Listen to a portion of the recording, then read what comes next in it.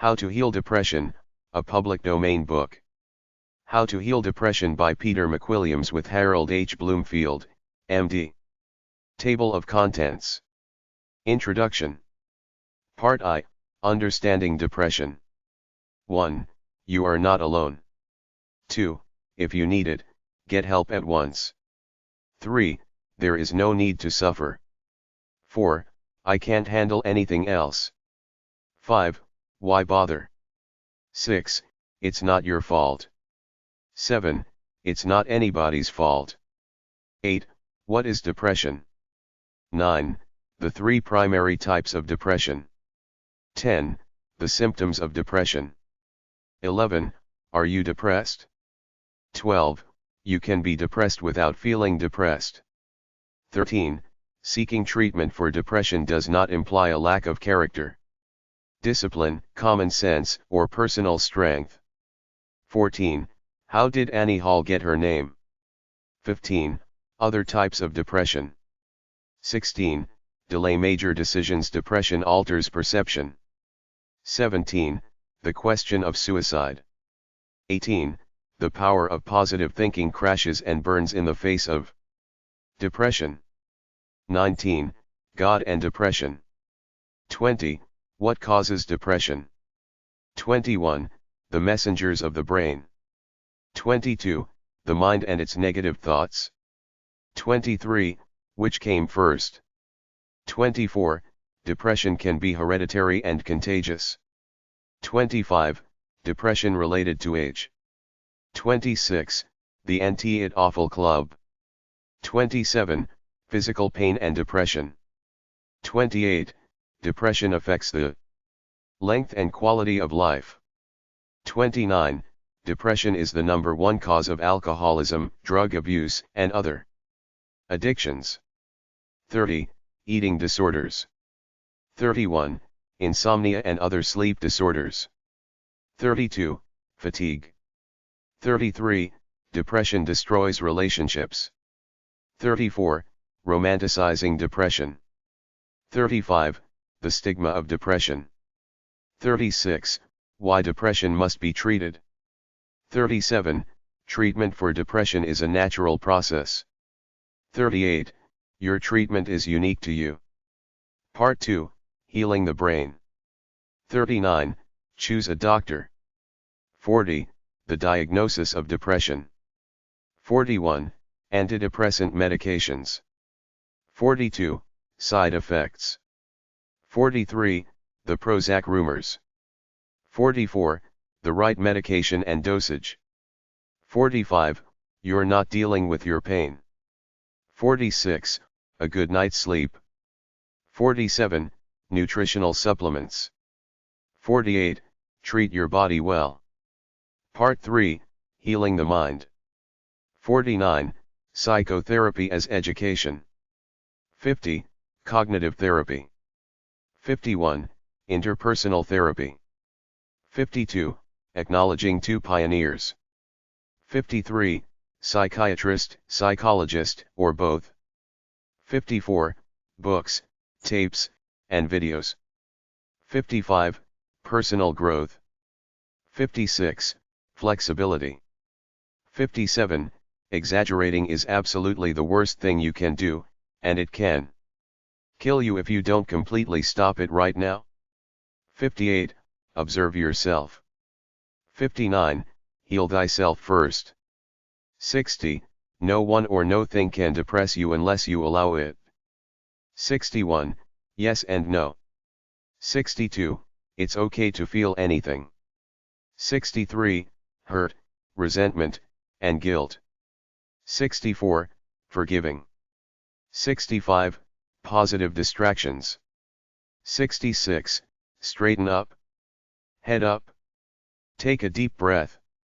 67. Get things done or let them go. 68. Affirmations and visualizations. 69. Light and meditation. 70. Lighten up. Life is funnier than we thought. 71. Music. 72. The opposite of depression is expression. 73. Gratitude. Part 4, as healing continues. 74, your healing has already begun. 75, patience. 76, think big, but not huge. 77, healing has its ups and downs. 78, seek the support of others. 79, support groups. 80, 12-step and recovery programs. 81, praise yourself. 82, give yourself time to heal. 83, be gentle with yourself. 84, view problems as creative challenges. 85, seek comforting. 86, relationships may change. 87, enjoy the good. 88, making peace with depression. 89, society and depression, the good news. 90, society and depression, the bad news. 91, giving to others. 92, thank you and enjoy your journey. I have heard that in ancient times, human beings lived to the age of 100. In our time, we are exhausted at the age of 50. Is this because of changes in the circumstances? Or is it the fault of men? Suwen. 4500 BC. Part 1, Understanding Depression. In this part, we answer the basic questions about depression. What is depression? What causes it? How does one get it? How is it healed? 1. You are not alone. If you or someone you know is depressed, you are not alone. That's something of an understatement. 1 in 20 Americans currently suffers from a depression severe enough to require medical treatment. 1 person in 5 will have a depression at some time in his or her life. Depression in its various forms, insomnia, fatigue, anxiety, stress, vague aches and pains, etc., is the most common complaint heard in doctors' offices. 2% of all children and 5% of all adolescents suffer from depression. More than twice as many women are currently being treated for depression than men. It is not known whether this is because women are more likely to be depressed, or whether men tend to deny their depression. People over 65 are 4 times more likely to suffer depression than the rest of the population. Depression is the #1 public health problem in this country. Depression is an epidemic on the rise. I am now experiencing myself all the things that as a third party I have witnessed going on in my patients' days when I slink about depressed. Sigmund Freud. If you need it, get help at once. If you think you need help, don't hesitate. Get it at once. Call your doctor. If you feel suicidal and are afraid you might act on it, please call 911, your doctor, a crisis prevention hotline, or go immediately to your local hospital emergency room. This is no time to be brave and attempt to go it alone. In fact, asking for help takes enormous courage. I was much further out than you thought and not waving but drowning. Stevie Smith. There is no need to suffer. More than 80% of the people with depression can be successfully treated. Long-term, expensive treatments are seldom necessary. Modern treatment for most depression is antidepressant medication and short-term talk therapy, usually just 10 to 20 sessions. Treatment for depression is relatively inexpensive, but whatever the cost, it is more than made up for in increased productivity, efficiency, physical health, improved relationships, and enjoyment of life. Yes, life will always have its slings and arrows of outrageous fortune, and, yes, they will hurt. But there's no need to suffer from depression as well. Pain is inevitable. Suffering is optional. Kathleen Casey. 4, I can't handle anything else. One of the most common feelings people with depression have is, enough, I've had it, I can't take any more. When we discuss treatment for depression, it may sound as if we're asking you to add even more to your already overburdened life. Although it may seem this way, effective treatment for depression will lighten your load. Yes, we are asking you to visit healthcare professionals, and, yes, A simple suggestion such as find a doctor or psychiatrist who specializes in the treatment of depression can seem awfully intimidating. But it will be worth it. Most people respond to treatment for depression swiftly, usually in a matter of weeks. You may not feel better than good overnight, but the sense of being overburdened, overworked, and overwhelmed should significantly ease in a short time. 9 were equally distributed to the whole human family, there would be not one cheerful face on earth.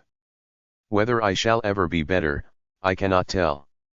I awfully forebode I shall not. To remain as I am is impossible. I must die or be better, it appears to me. Abraham Lincoln, who suffered from depression most of his adult life. 5. Why bother? Another common symptom of depression, as voiced by Hamlet: how weary, stale, flat, and unprofitable seem to me all the uses of this world.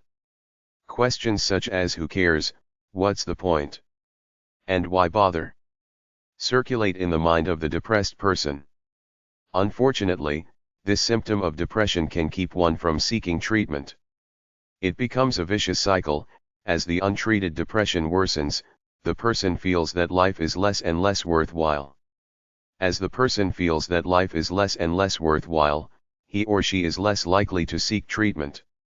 Depression is an illness that robs one of the meaning of life. Heal the illness. As the depression heals, enthusiasm, well-being, and a sense of life's purpose will return. 10. It is the feeling that nothing is worthwhile that makes men ill and unhappy. Dr. Harold W. Dodds. 6. It's not your fault you didn't do anything to become depressed. Your failure to do something didn't cause your depression. Depression is an illness. You are no more at fault for having depression than if you had asthma, diabetes, heart disease, or any other illness. In becoming depressed, you have nothing to blame yourself for and nothing to feel guilty about. Although 2 of the symptoms of depression are that you probably will blame yourself and you probably will feel guilty. A predisposition toward depression can be hereditary. In addition, life is full of bumps and potholes, many of which simply cannot be avoided. It's not surprising, then, if one of them, or a collection of them, triggers a depressive illness. So, for heaven's sake, don't blame yourself. Don't even blame yourself for blaming yourself. It's not your fault. Guilt is the mafia of the mind. 11. Bob Mondale. 7. It's not anybody's fault, it's not your parents' fault. If your depression is genetic, your parents got it from their parents got it from their parents. How far back can blame go? It's not your spouse or lover's fault. It's not your children's fault. It's not your boss's fault. It's not society's fault. It's not God's fault. No one is to blame. One of the symptoms of depression is feeling victimized. They're doing it to me. Many people seem more willing to admit that they're oppressed than depressed. Depression is simply an illness you somehow got, like low thyroid, which, while serious, is easily treated. The chances for complete recovery are excellent. Where your depression came from isn't important, how to heal it is. I grew up to have my father's looks. 12 Jules Pfeiffer. 8. What is depression? In this book, we will do our best not to overburden you with technical terms and healthcare jargon. A few terms, however, are important to know. First, the word depression itself. When we speak of depression, we are speaking of what is medically known as clinical depression. We're discussing a specific illness that requires clinical intervention, hence clinical depression. We are not discussing the pain that immediately follows loss, or the down cycle in life's ordinary ups and downs. Nor are we discussing the popular use of the word depressed, which usually means disappointed. The coffee machine ran out. I'm depressed. When we use depression, we're talking about a specific medical illness - one with a highly effective treatment. The term clinical depression finds its way into too many conversations these days. One has a sense that a catastrophe has occurred in the psychic landscape. Leonard Cohen. The 3 primary types of depression. There are 3 primary forms of depression. Major depression. Like the flu, major depression has a beginning, a middle, and an end. Unlike the flu, major depressions often last for months. Left untreated, they tend to reoccur. Each reoccurrence tends to last longer and is more debilitating than the one before. Chronic depression. Chronic depression is a low-grade, long-term depression that can go on for years. Some people have had it most of their lives. Long-term, low-grade depression is also known as dysthymia. Dys, meaning disorder, and thymia for mood. Dysthymia, then, is a disorder of one's mood. Manic depression. Here the lows of depression can alternate with days or weeks of mania, extreme elation, unreasonably grandiose thoughts, and inappropriate, sometimes destructive actions. This is also known as bipolar depression, because the manic depressive person fluctuates from one emotional pole, down, to the opposite pole, up, in unpredictable, rapid swings. By contrast, major depression is unipolar. It focuses on only one pole, down. We'll discuss other types of depression later. For now, let's take a look at that burning question: am I depressed? The aggravated agony 14 depression 10, the symptoms of depression. After careful evaluation, the National Institutes of Health developed the following checklist.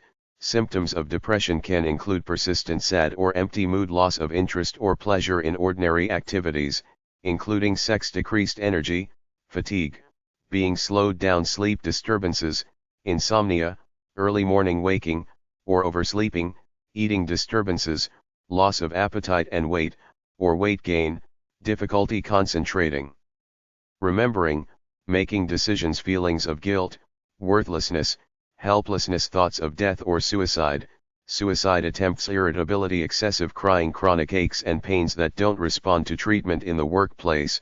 Symptoms of depression often may be recognized by decreased productivity, morale problems, lack of cooperation, safety problems, accidents, absenteeism, frequent complaints of being tired all the time, complaints of unexplained aches and pains, alcohol and drug abuse. Symptoms of mania can include excessively high mood, irritability, decreased need for sleep, increased energy and activity. 15 Increased talking, moving, and sexual activity, racing thoughts, disturbed ability to make decisions, grandiose notions, being easily distracted. 11 Are you depressed?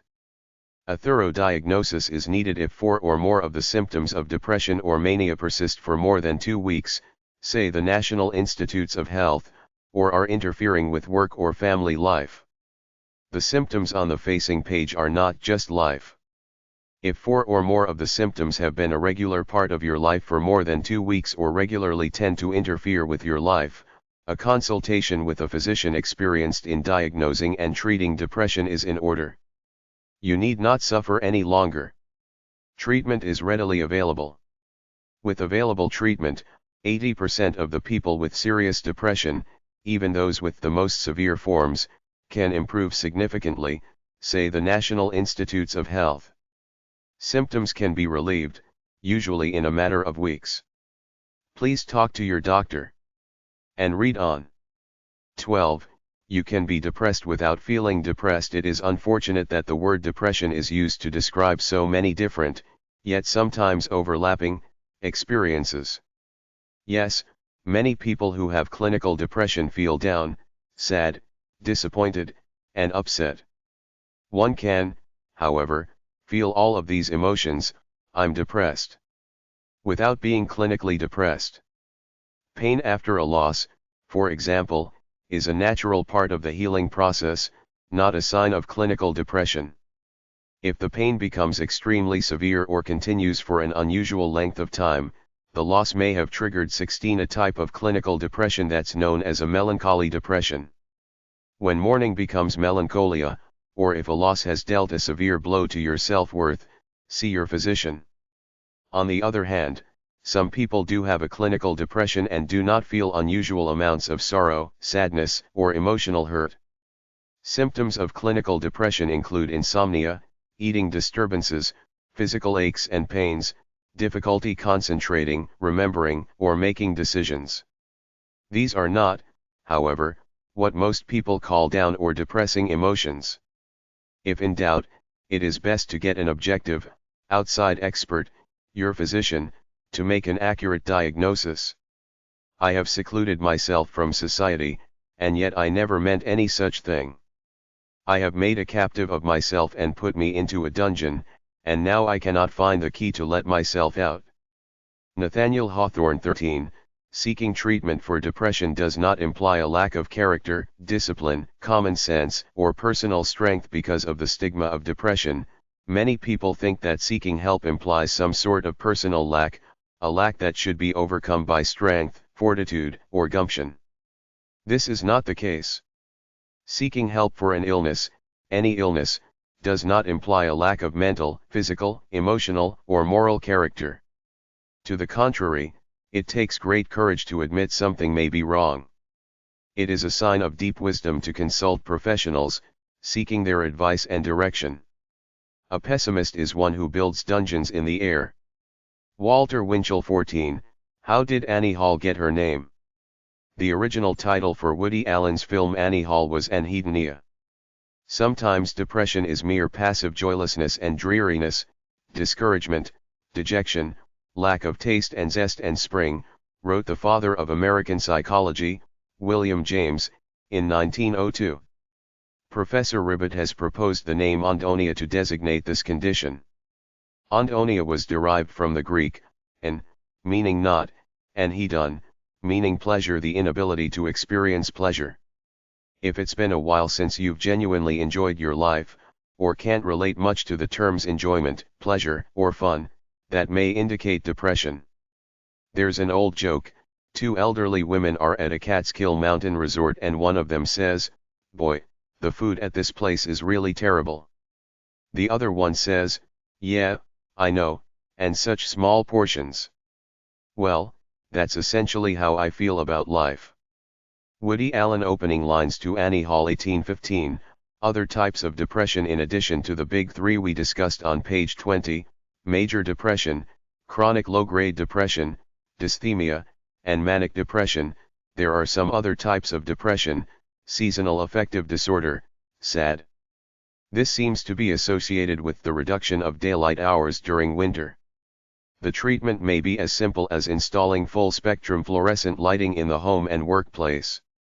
New Yorkers have been prescribing for themselves winter trips to Miami for generations. Postpartum depression. 50 to 75% of all women, following childbirth, experience postpartum blues. 1 in 10 women who experience this, however, develop a postpartum depression.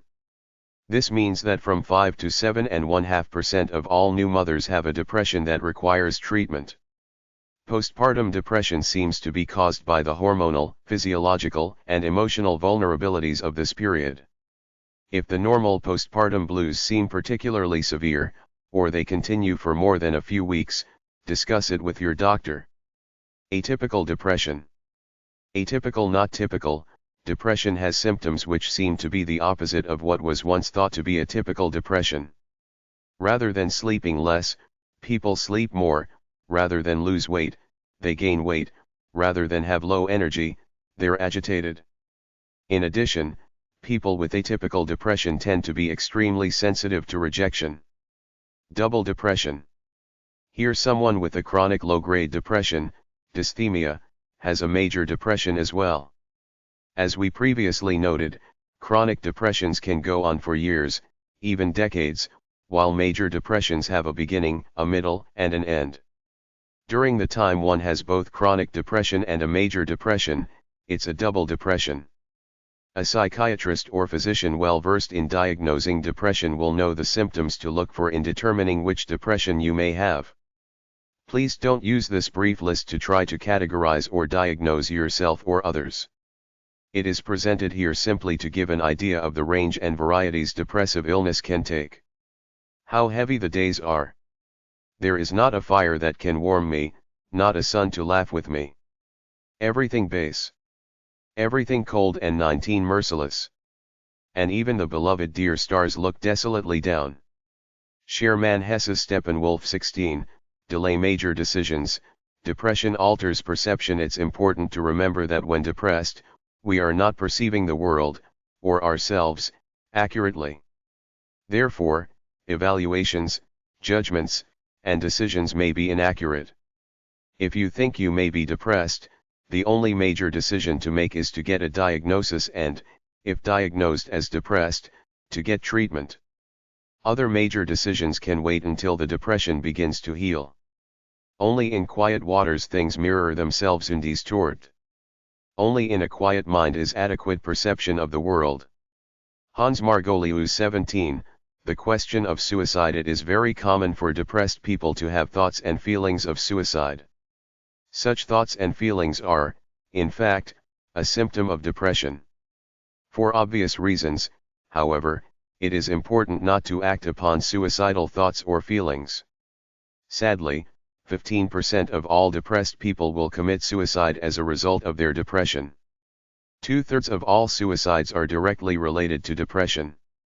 If you feel you even may act upon suicidal thoughts or feelings, call a crisis prevention line, your family doctor, a good friend, or any healthcare professional at once. Go to an emergency room, or call 911 and say, "I'm feeling suicidal. Please help." As your depression heals, life improves, you will no longer feel like committing suicide.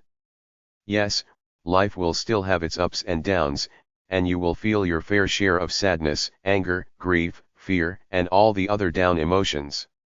As depression heals, however, suicide will seldom seem the only solution. The question of suicide. Keep it a question. It's not really an answer.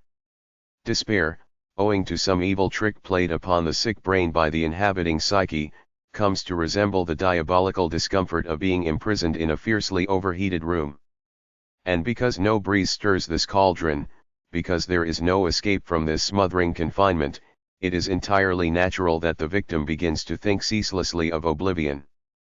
William Starr 18, The power of positive thinking crashes and burns in the face of iprecyon. As powerful as the power of positive thoughts are, depression biologically interferes with the brain's ability to maintain a positive thought for any period of time. Like the farmer who casts his seed upon the rocks, all the positive thoughts in the world presented to the depressed mind will not bear fruit. There are joys which long to be ours, wrote Henry Ward Beecher. God sends 10,000 truths, which come about us like birds seeking inlet, but we are shut up to them, and so they bring us nothing, but sit and sing a while upon the roof, and then fly away. Depression shuts us up.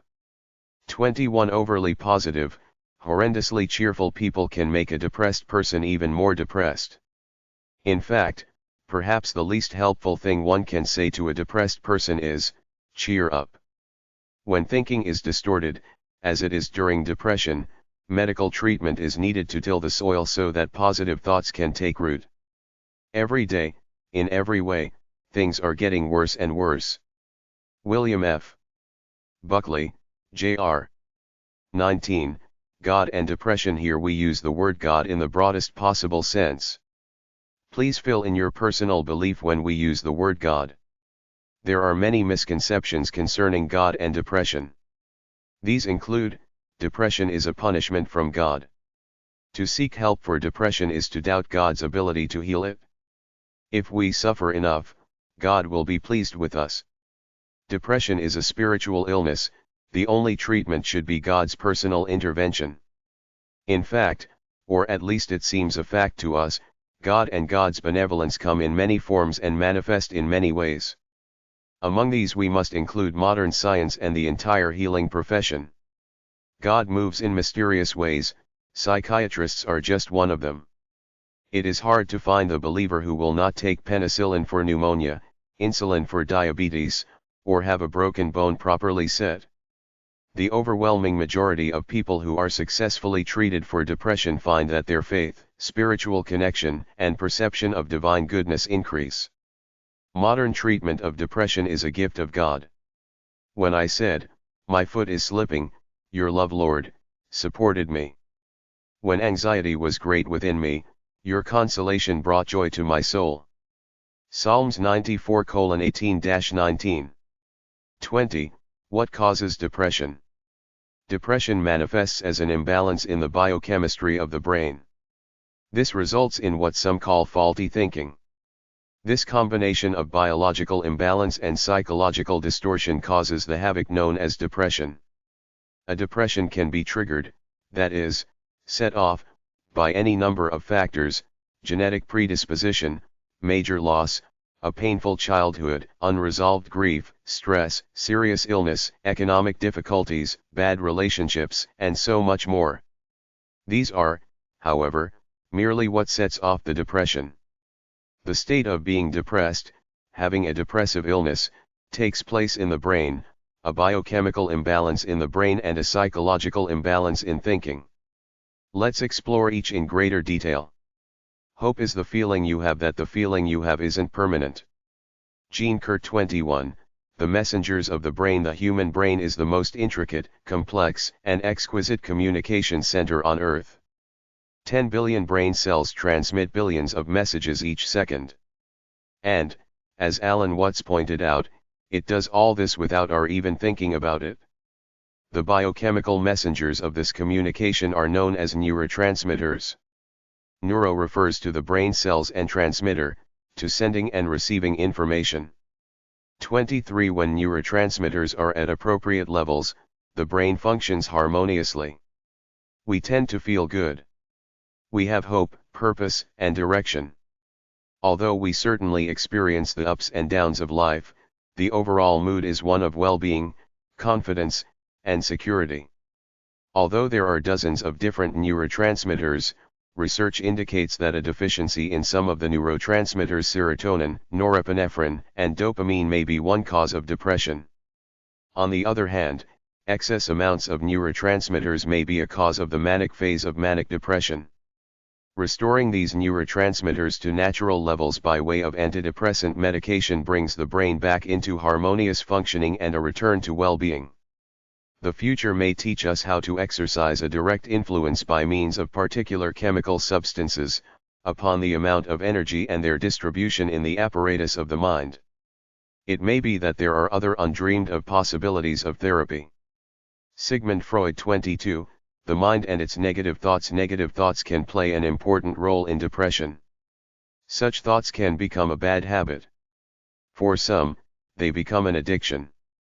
Some common negative thoughts include: I'm no good. No one understands me. Life isn't fair. I don't dare do that.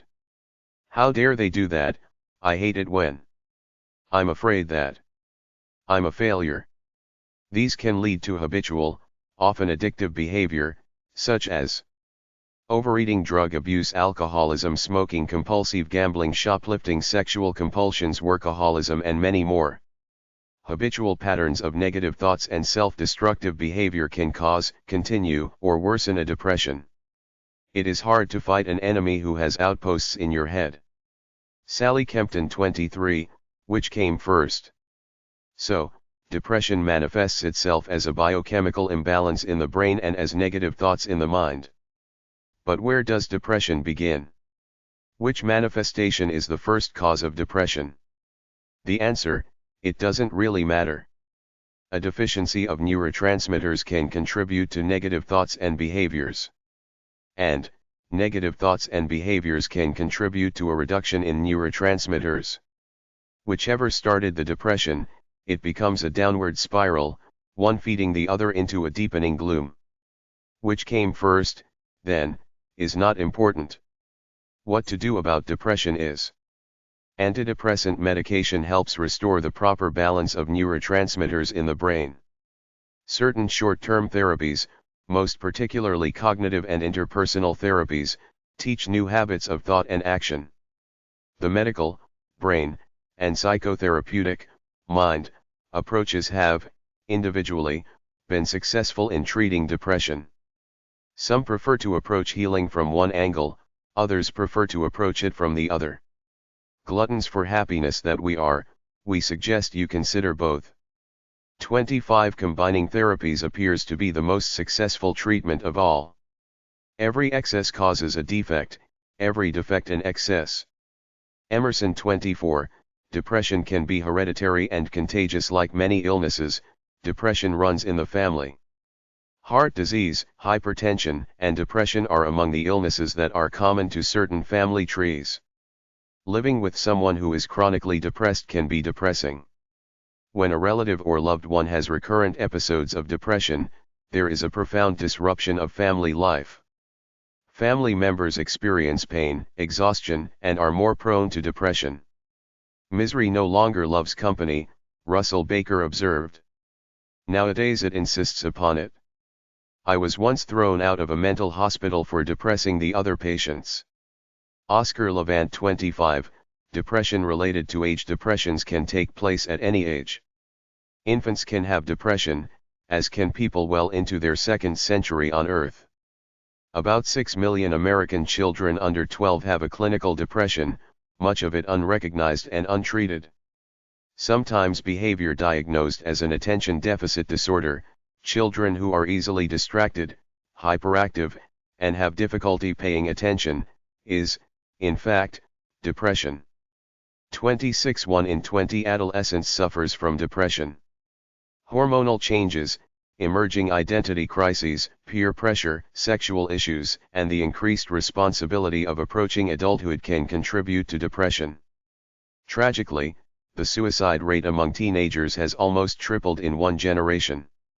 The generation from 18 to 30, sometimes called Generation X, realizes it may be the first generation in the history of the United States to be less affluent than the generation before. Many who make up Generation X are also keenly aware of the condition of the country and planet being passed on to them. Understandably, many are not happy about it. For some individuals, this unhappiness deepens into a depression. The ubiquitous baby boomers, some in their 40s, some in their 50s, and most in denial, find that they have become their parents. All the problems, crises, and attitudes they so despised in their parents have come home to roost. In addition, the post-war generation is discovering that, like Peter Pan exiled from Never Never Land, youth is not eternal. And then there's that icky thing called death. All of this leads to what has been dubbed the baby boomer blues. People over 65 are 4 times more likely to experience depression than the general population. Tragically, many elderly people are believed to have early stages of senility or Alzheimer's disease when, in fact, they have a treatable depression. Too often, the symptoms of depression, from physical aches and pains to poor memory, are written off as just growing old. While certain physical and mental problems may arise due to aging, they may also be symptoms of depression that should be carefully evaluated by a physician.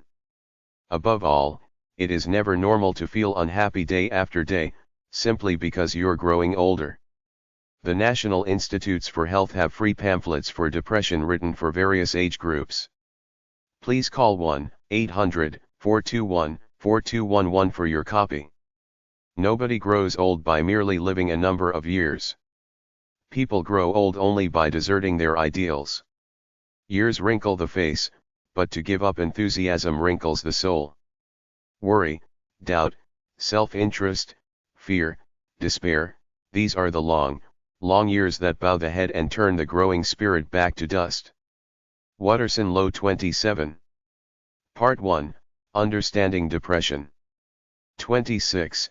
The Anti-It-Awful Club. A person can seldom experience the feelings associated with depression: misery, fear, anger, hurt, or an inability to experience pleasure without looking for a cause. The symptoms of depression are often blamed on everything but depression. People look for a cause for these feelings in 2 places, within themselves or outside themselves. Those who look inward for the cause of their depressive symptoms feel blame, guilt, and shame. They are mercilessly criticized by the inner voice of depression. Those who look outside themselves for causes of depression tend to become angry, contemptuous, arrogant, destructive, sometimes physically, and spend a great deal of time complaining, usually to other depressed people. Members of the Anti-It-Awful Club gather in bars and cocktail lounges all over the country between 5 and 7, when drinks are half price, and the only rule is, you get to tell me your problems, but you have to listen to mine. For some unknown reason, this is known as the happy hour. Inappropriate blame, either inner or outer, contributes to an ever-deepening depression. I personally think we developed language because of our deep inner need to complain. Jane Wagner, 27, Physical Pain and Depression, 28. Thus far, we have been exploring the emotional pain caused by depression. Depression can cause physical pain, too. Physical pain can be both a symptom of and a cause of depression. Vague physical aches and pains that do not respond to treatment may, in fact, be a manifestation of depression. Some people feel the pain of depression primarily physically rather than emotionally or mentally. On the other hand, the chronic, long-term, physical pain caused by an accident, arthritis, back problems, burns, cancer, AIDS, or other illness can trigger a depression. Biologically, chronic pain can deplete the supply of neurotransmitters in the brain. To make matters worse, depression can lower the threshold of pain. Pain tends to be felt more often and more intensely. All pain is real. Nothing we say here is to imply that the physical pain from depression is only in your head. It is as real as any other pain, and needs to be treated. If you know you are depressed, do not simply write off physical aches and pains as symptoms of depression. Pain is a signal from the body that something needs attention and care. Report all physical pain to your physician. Those with chronic pain due to an accident or illness would do well to discuss with their physician whether depression is also present. Mysteriously and in ways that are totally remote from normal experience, the gray drizzle of horror induced by depression takes on the quality of physical pain. William Starrin, 28, Depression affects the length and quality of life. Obviously, the symptoms of depression on page 22 would not be a listing of what people refer to when they discuss the quality of life. 29. But on top of the pain, misery, and unproductiveness depression brings, it also brings an increase in physical illness. Many people with depression produce a higher than normal level of the hormone cortisol. Cortisol suppresses the immune system. A suppressed immune system makes one more vulnerable to infectious illness. In addition, a suppressed immune system can make one more susceptible to cancer. People who suffer from poor health may run from doctor to doctor, putting out one fire after another, when the underlying cause may be depression. In a vicious cycle, a depression can contribute to chronic illness, and chronic illness can contribute to depression. It's often hard to tell which came first, but it's easy to see how both can feed upon each other, causing more illness, more depression, and shortening life. Those suffering from a chronic illness would do well to discuss with their doctor whether depression is also present. Heavy thoughts bring on physical maladies. Martin Luther, 1483–1546, 29, Depression is the number one cause of alcoholism, drug abuse, and other addictions. Depression can be an all-pervasive emotional, mental, physical source of misery. It's hard to hurt so completely and for so long without seeking some relief from the pain. Almost any drug or distraction will do. Alcohol is the most commonly self-prescribed painkiller for depression. It is readily available and socially acceptable. Unfortunately, alcohol is chemically a depressant. After its brief euphoric effects, it only worsens the depression. This is especially true when alcohol is taken in the quantities some people consume in order to obtain mental and emotional oblivion. Drugs of all kinds, legal, illegal, over-the-counter, or prescription, are sometimes inappropriately used by depressed people for numbing specific symptoms.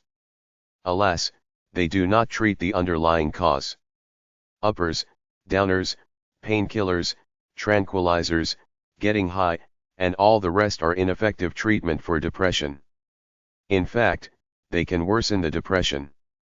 30. We certainly aren't saying that social drinking, prescription drugs, or appropriately selected medications for either therapeutic or recreational purposes are always bad, always a sign of depression, or always cause depression. We are simply saying that anything, even good things, can be abused in an effort to self-medicate the symptoms of depression. Tobacco is both a stimulant and a depressant. Consequently, it can be used by smokers to regulate mood, up, down, or both. Unfortunately, nicotine is one of the most addictive substances known, and the side effects of smoking result in numerous illnesses and 500,000 deaths each year in the United States. Even if smoking were the cure for depression, which it's not, and even if tobacco didn't contribute to depression, which it does, the side effects alone would rule it out as a drug of choice. These self-medications need not be chemical. People have been known to abuse just about anything you can name in an effort to distract themselves from an untreated depression: food, sex, TV, gambling, work, even romance, and religion. Anything can become a compulsion, a joyless, driven, addictive behavior. What may be good and positive in its proper place becomes not only a cover-up for the depression, but, in time, contributes to the depression itself. Certainly people can have compulsions without being depressed, and not all depressed people have serious compulsions. If you have a bad habit, however, it may be worth exploring the possibility of depression with your physician. It is a time when one's spirit is subdued and sad, one knows not why, when the past seems a storm-swept desolation, life a vanity and a burden, and the future but a way to death. Mark Twain. 30, Eating disorders. Depression may contribute to eating disorders, and eating disorders may contribute to depression. It's another of those downward spirals. Anorexia nervosa is characterized by severe weight loss, distorted body image, and an extreme fear of becoming overweight. Bulimia is binge eating, followed by purging either through vomiting or laxatives. Some bulimics also have anorexia nervosa. Obesity is caused by eating until the body is dangerously overweight. Depression can be an underlying cause of eating disorders. In one study, as many as 3 out of 4 bulimic individuals were depressed. The vast majority of them benefited from treatment for depression. Eating disorders are illnesses. They are not anyone's fault. They are not a lack of willpower, character, or self-discipline.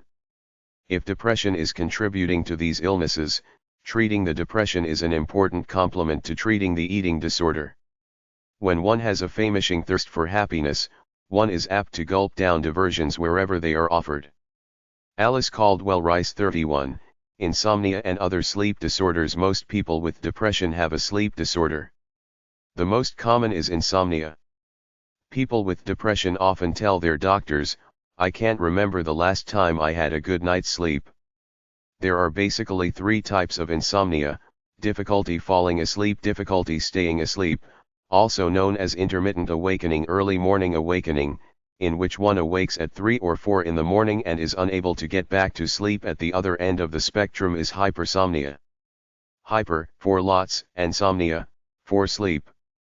People with hypersomnia can sleep 10 to 14 hours at night and still take daily naps. Both insomnia and hypersomnia can indicate depression.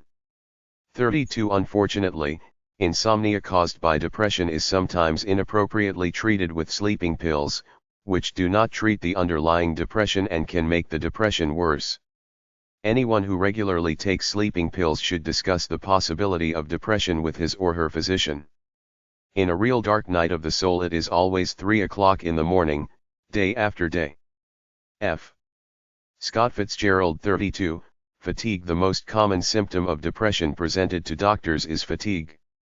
Certainly, fatigue has any number of physical and mental causes: mononucleosis, hepatitis, excessive workload, profound boredom, but when fatigue persists, depression should not be overlooked. Fatigue is more than just being occasionally tired. Tiredness is a natural phenomenon and a signal to rest. Many people with fatigue, however, awaken from a full night's sleep and still feel exhausted.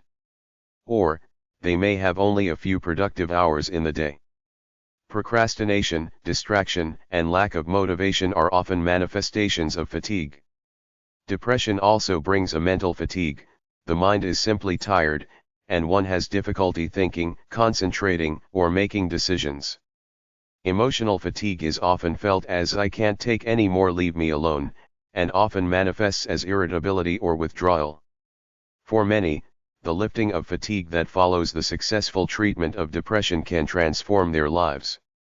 As the lack of sleep wore me down, a sense of hopelessness enveloped me. I knew that nothing I did could change the situation. There was nothing I could do.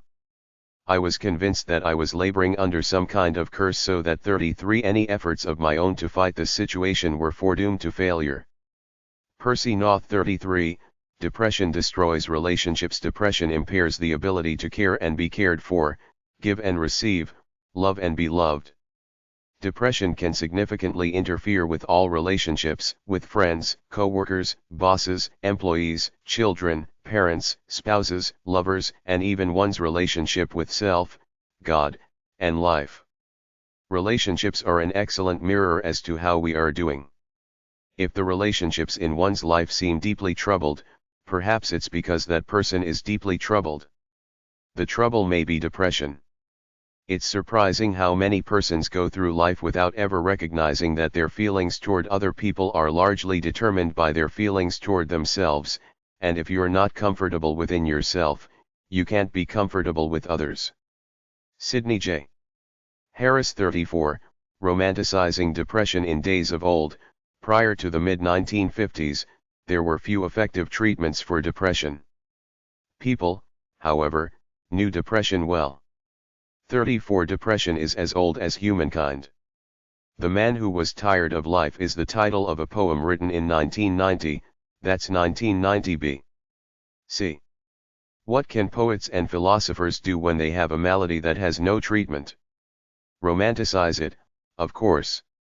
Thus sprang the belief that depression was essential to the development of a human being. All artists today, said Lawrence Durrell, are expected to cultivate a little fashionable unhappiness. In 1621, Robert Burton observed that nothing was so sweet as melancholy, and Maurice Maeterlinck mused in 1896, the value of ourselves is but the value of our melancholy and our disquiet. Some artistic or intellectual people avoid treatment for fear of losing their creative sensibilities. It may be difficult to communicate to them that ongoing suffering does not bring about deepening wisdom, perception of life's true reality, or creative achievement. Depression is an illness, and it is no more noble today to suffer from it than it would be to suffer from untreated scurvy, syphilis, or goiter, 3 illnesses that, like depression, had no known cure a century or so ago. Suffering is overrated. Bill Veek 35, The Stigma of Depression. The flip side of romanticizing depression is the enormous social stigma of depression and the treatment of depression itself. Some believe that depression is the first step on a short walk to the loony bin. Others believe that the treatment of depression is just too hip to be true. Newswheel stated on its February 7, 1994, cover, shy, forgetful, anxious, fearful, obsessed. How science will let you change your personality with a pill. Newsweek suggests that shyness, forgetfulness, anxiety, fear, and obsession are part of one's personality. They are also possible symptoms of depression. 35 As long as people identify with their depression as though it were some part of their self, it's just the way I am, they're not likely to seek diagnosis and treatment. The major problem by far with treating depression in this country is undertreatment. Nevertheless, some people mock antidepressant treatments as a trendy fad, making snide comments about vitamin P or the Prozac personality. In fact, people successfully treated for depression report they feel more themselves. Please don't let any of this media chatter interfere with your seeking a diagnosis, treatment, and healing. Physical and social functioning are impaired by depression to a greater degree than by hypertension, diabetes, angina, arthritis, gastrointestinal diseases, lung problems, or back ailments. Jose M. Santiago, M.D. Journal of Clinical Psychiatry, November, 1993. Part 2, Healing the Brain. Men ought to know that from nothing else but the brain come joys, delights, laughter and sports, grief, despondency, and lamentations. Hippocrates' current research points to an imbalance of biochemicals in the brain as the seat of depression. Recent medical breakthroughs have led to effective treatments and cures for depression for the first time in history. These are what we'll explore in this part of the book, along with important healthcare tips to speed your healing. 3639, choose a doctor. The health professional to diagnose and medically treat depression is the physician, an M.D. mental health practitioner. In this part of the book, we are looking at medical diagnosis and treatment. As we shall explore shortly, other physical illnesses can have symptoms similar to depression, or may be the cause of depression itself. It is one of the doctor's jobs to rule out these illnesses when symptoms of depression are present. Psychiatrists are the physicians best suited to diagnose and treat depression. Psychiatrists are, first and foremost, medical doctors. They have, in addition, 3 years of training in the workings of the brain and mind. Many psychiatrists now specialize in treating depression. According to a 1993 survey performed by the Rand Corporation, fewer than half the general practitioners, family doctors, treating depressed patients had spent more than 3 minutes discussing their patient's symptoms before determining if the patient had a depression. While diagnosing depression usually takes no more than 1 or 2 50-minute consultations, 3 minutes is obviously far too brief. This may explain why general practitioners fail to diagnose depression accurately about half the time. They tend not to find a depression when one, in fact, exists. More and more general practitioners, however, are becoming well versed in the treatment of depression and are taking the necessary time to do a proper diagnostic evaluation. The psychiatrist, then, is certainly not the only physician who can successfully diagnose and treat depression. Most important, you want to find a competent physician with whom you feel comfortable, someone you can trust with the most intimate details of your life. You must give thorough, complete information about all aspects of your life if the doctor is to make an accurate diagnosis and prescribe the most effective treatment. In addition, the physician you choose to work with you must provide emotional support, encouragement, and guidance. It's important that you can feel his or her compassion and caring. If your family doctor or healthcare professional does not specialize in the diagnosis and treatment of depression, he or she will probably be able to recommend a psychiatrist who does. There is no need to choose the first recommendation. Sometimes interviewing 2 or 3 prospective psychiatrists is in order. Macbeth, canst thou not minister to a mind diseased, pluck from the memory a rooted sorrow, raise out the troubles of the brain, and with some sweet oblivious antidote 37 cleanse the stuffed bosom of that perilous stuff which weighs upon the heart? Doctor, therein the patient must minister to himself. Shakespeare 40, the diagnosis of depression. If this essential core of the person is denied or suppressed, he gets sick sometimes in obvious ways, sometimes in subtle ways, sometimes immediately, sometimes later. Abraham Maslow. Diagnosing depression, from the patient's point of view, is an uncomplicated, straightforward procedure. There will probably be forms to fill out, aren't there always, concerning your medical and personal history.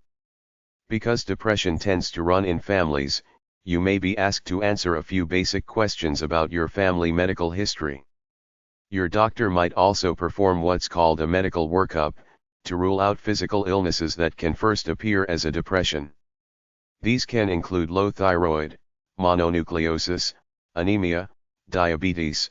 Half of the 15 million people with diabetes in this country don't know they have it, adrenal insufficiency, and hepatitis, among others. Most of these can be determined by a simple blood test. You'll be asked about medications you are taking or have recently taken. Certain prescription drugs, for example, high blood pressure medications, birth control pills or steroids, and over-the-counter drugs, such as diet or sleeping pills, can sometimes cause depression. 38. It's also a good idea to provide your diagnosing physician with a complete list of all vitamins, minerals, herbs, amino acids, or recreational drugs you may have taken in the past year.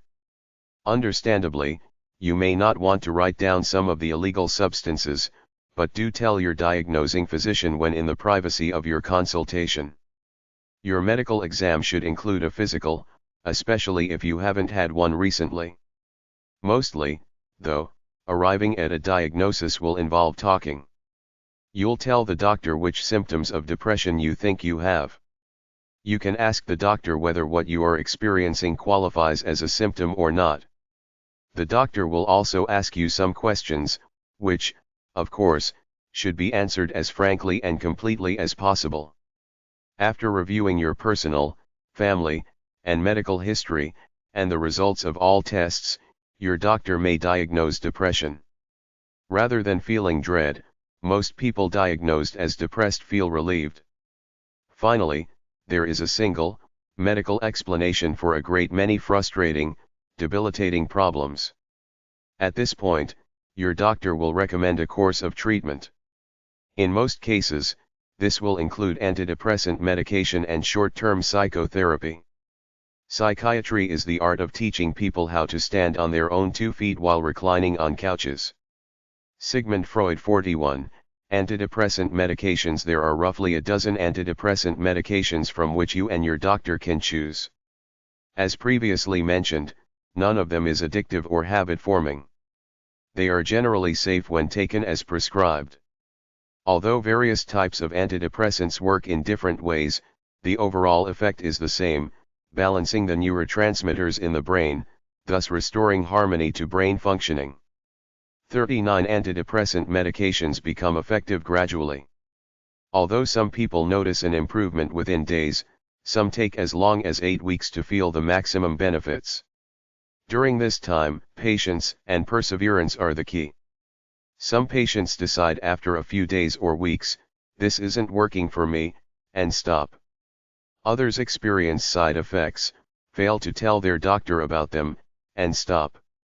Either of these responses is a mistake. Communicate all effects, especially problems, to your doctor. If the problem is especially troublesome, call at once.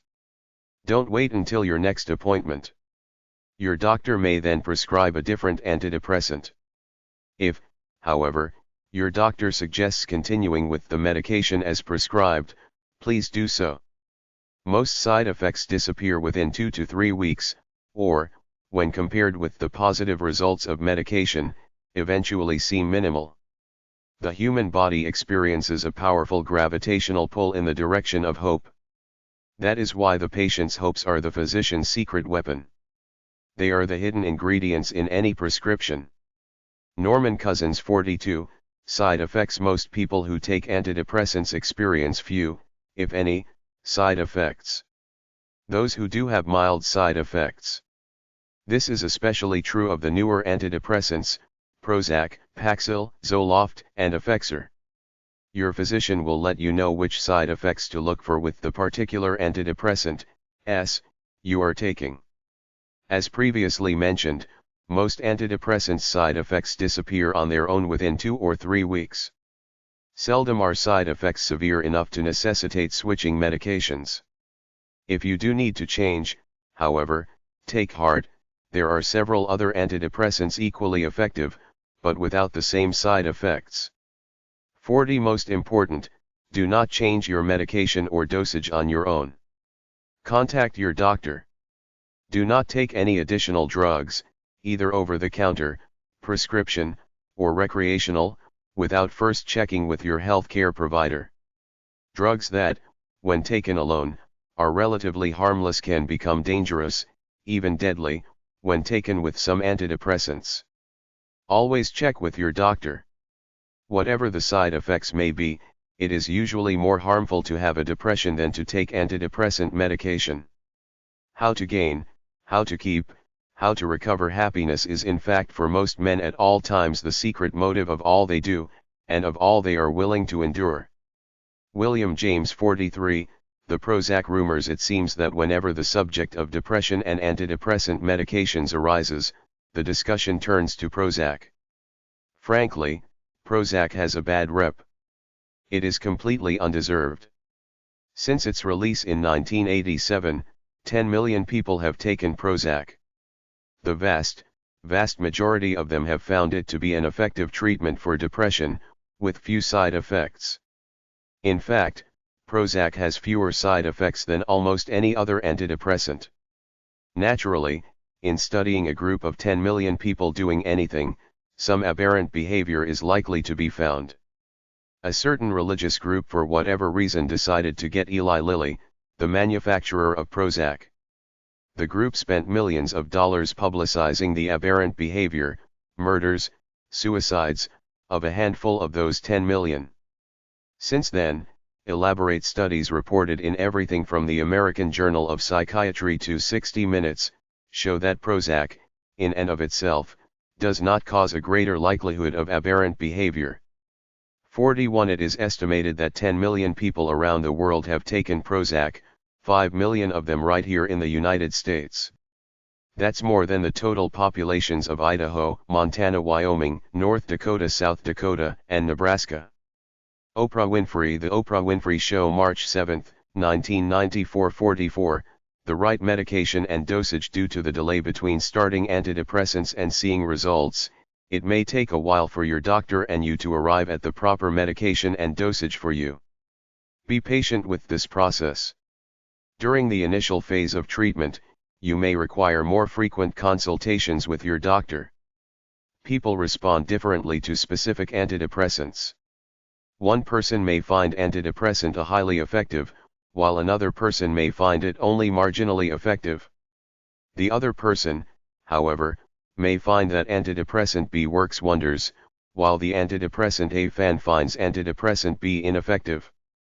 The same is true of side effects. Antidepressant A may work fine, but have a disagreeable side effect, while antidepressant B may work just as well, and have no side effects.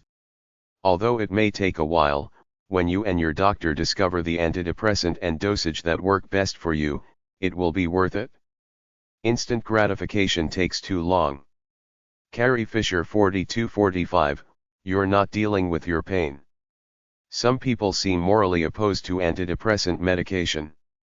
They have a firm belief that pain must be dealt with, experienced, analyzed, categorized, and, at all costs, must not be avoided. These people, it seems, are confusing antidepressants with tranquilizers or painkillers. Antidepressants do not numb the body, mind, or emotions. On the contrary, they usually make a person more perceptive and aware of feelings. The suffering of depression is not the ordinary occasional pain of living. Suffering, in fact, interferes with the processing of, and taking appropriate action about, pain.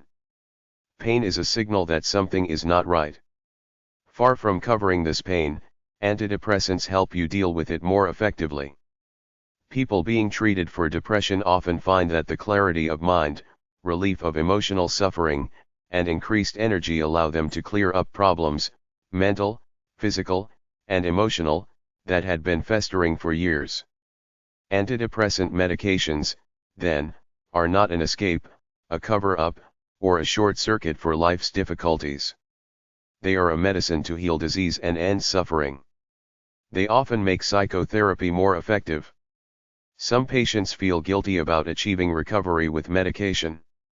They have been thoroughly indoctrinated in the idea that emotional disturbance must reflect psychic ills, and they expect the treatment to require a prolonged, painful search of their unconscious.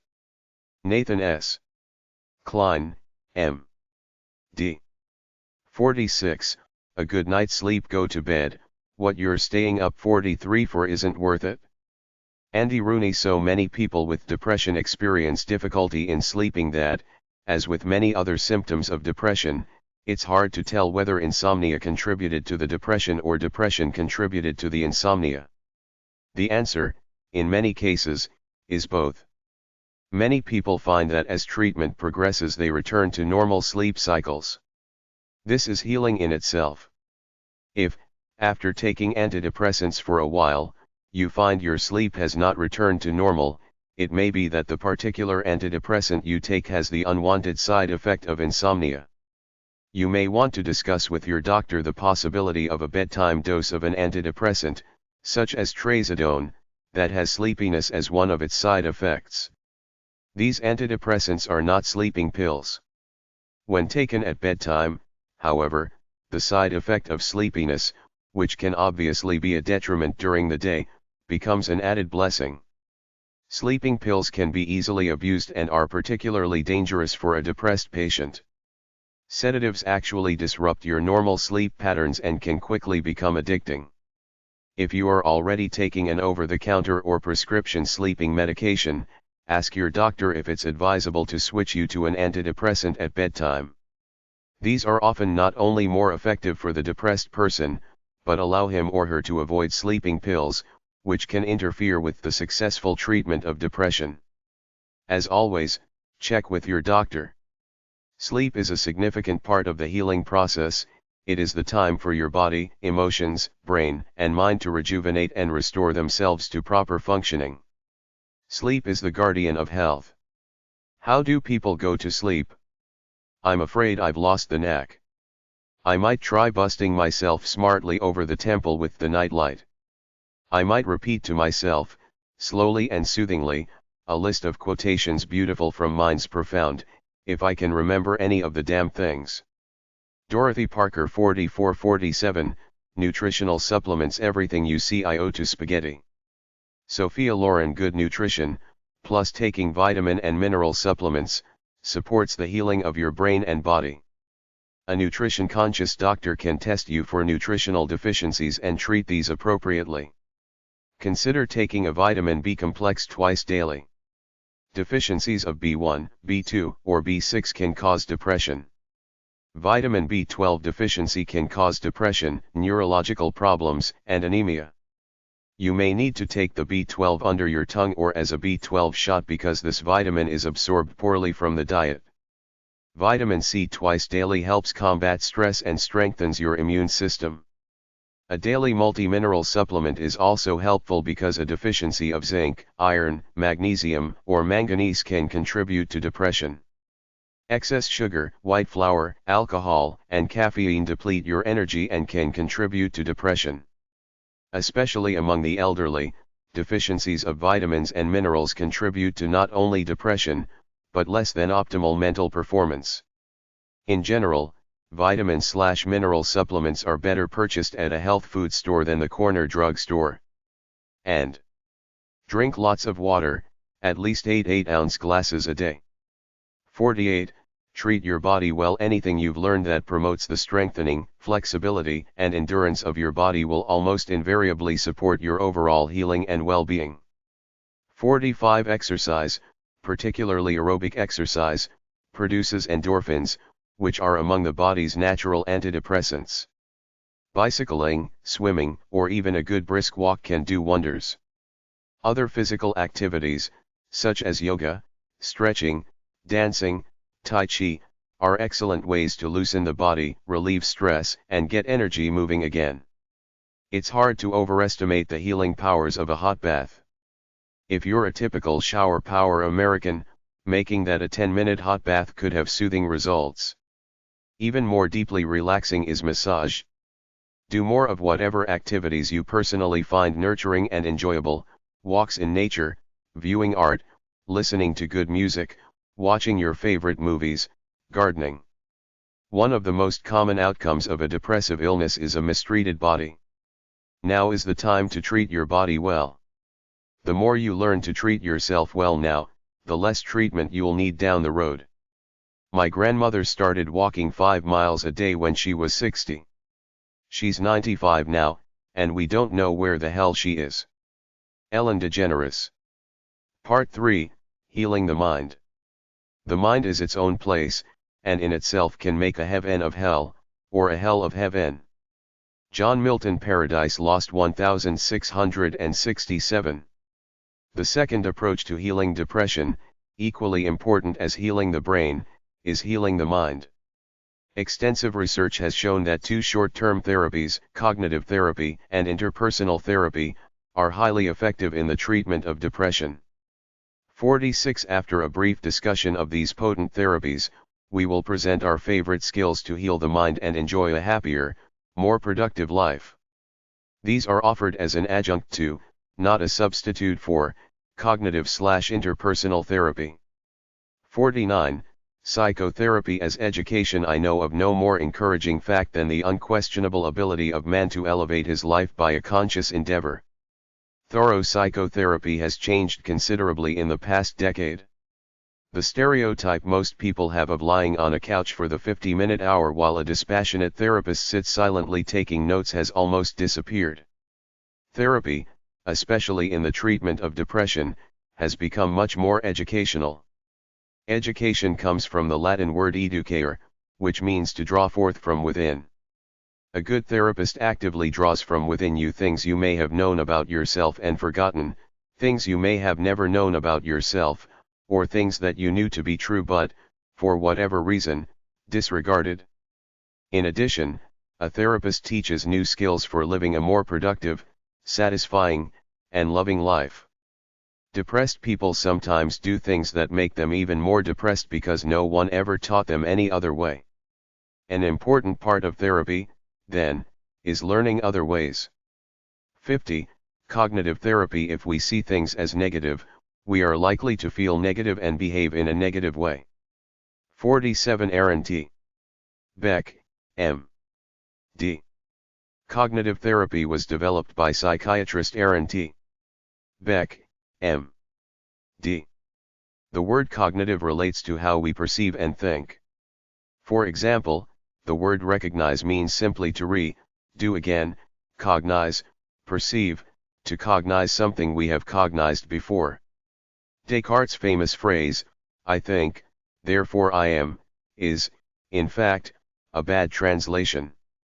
A better translation would be, I cognize, therefore I am.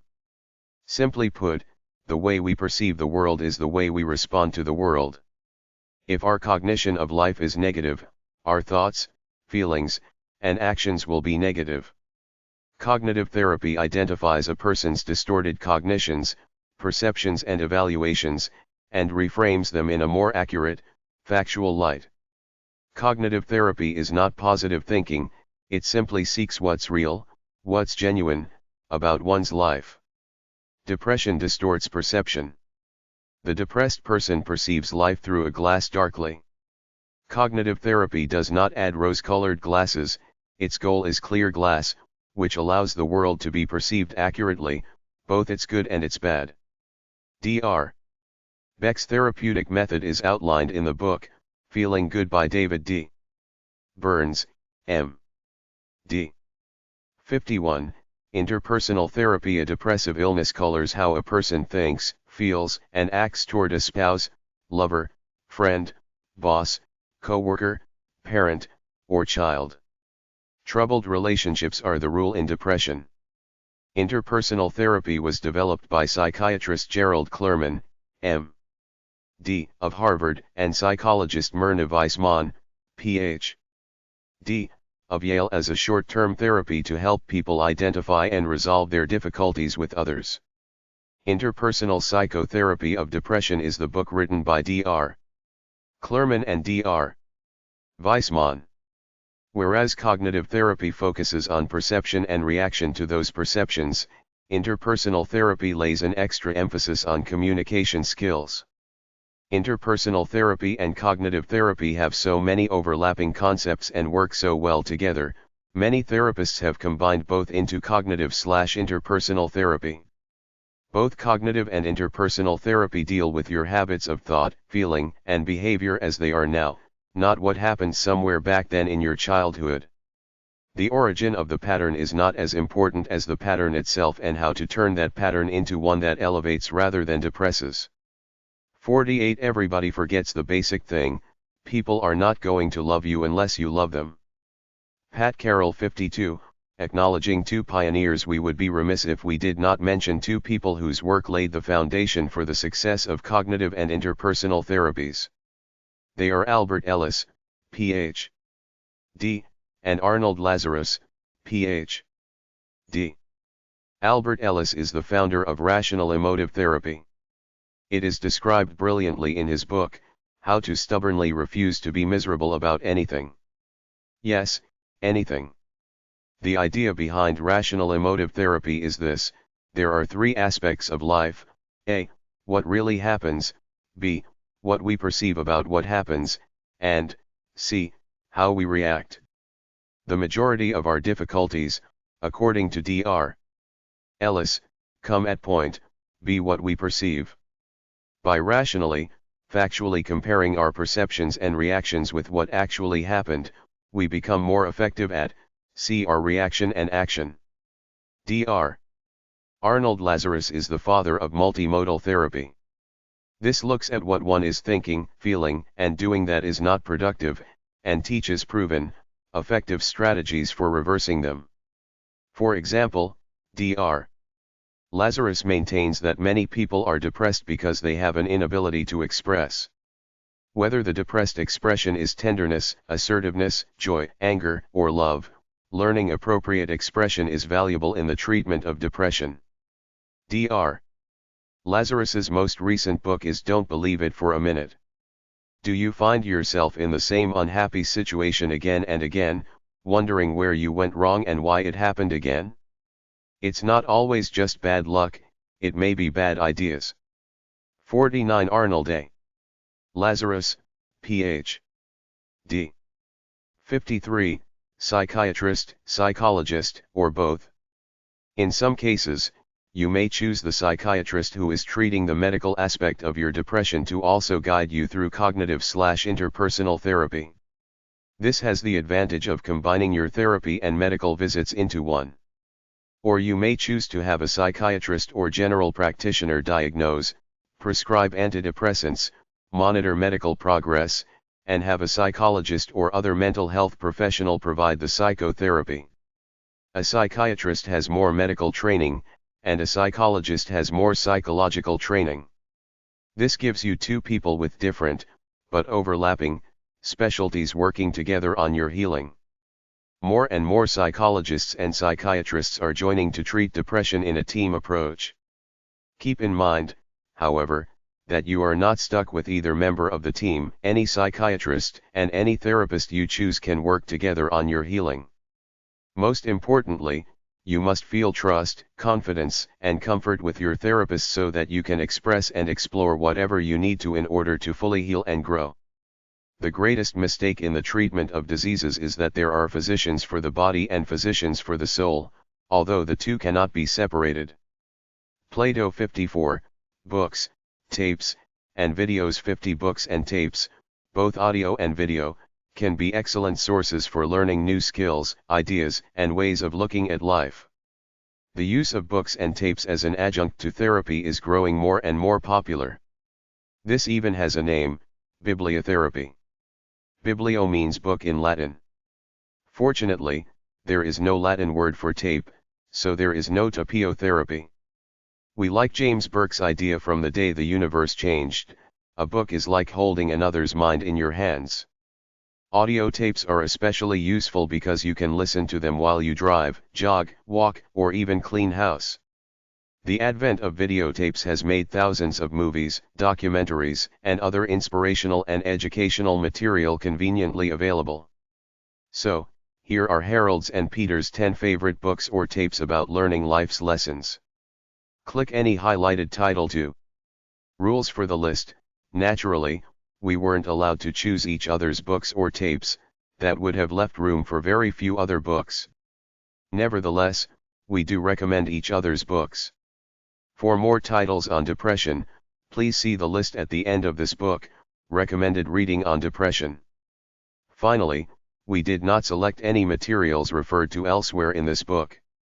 Harold's List Concept, Synergy Audio Tapes by Lazarus, especially handling depression, beyond struggle, the magic of being good enough, ending shame, and overcoming the dark law. Call 1-800-678-2356. What You Feel, You Can Heal, by John Gray, Ph.D. Health and Fitness Excellence, by Robert Cooper, Ph.D. All in the Family, television sitcom, produced by Norman Lear. Nuclear Evolution by Christopher Hills, Ph.D.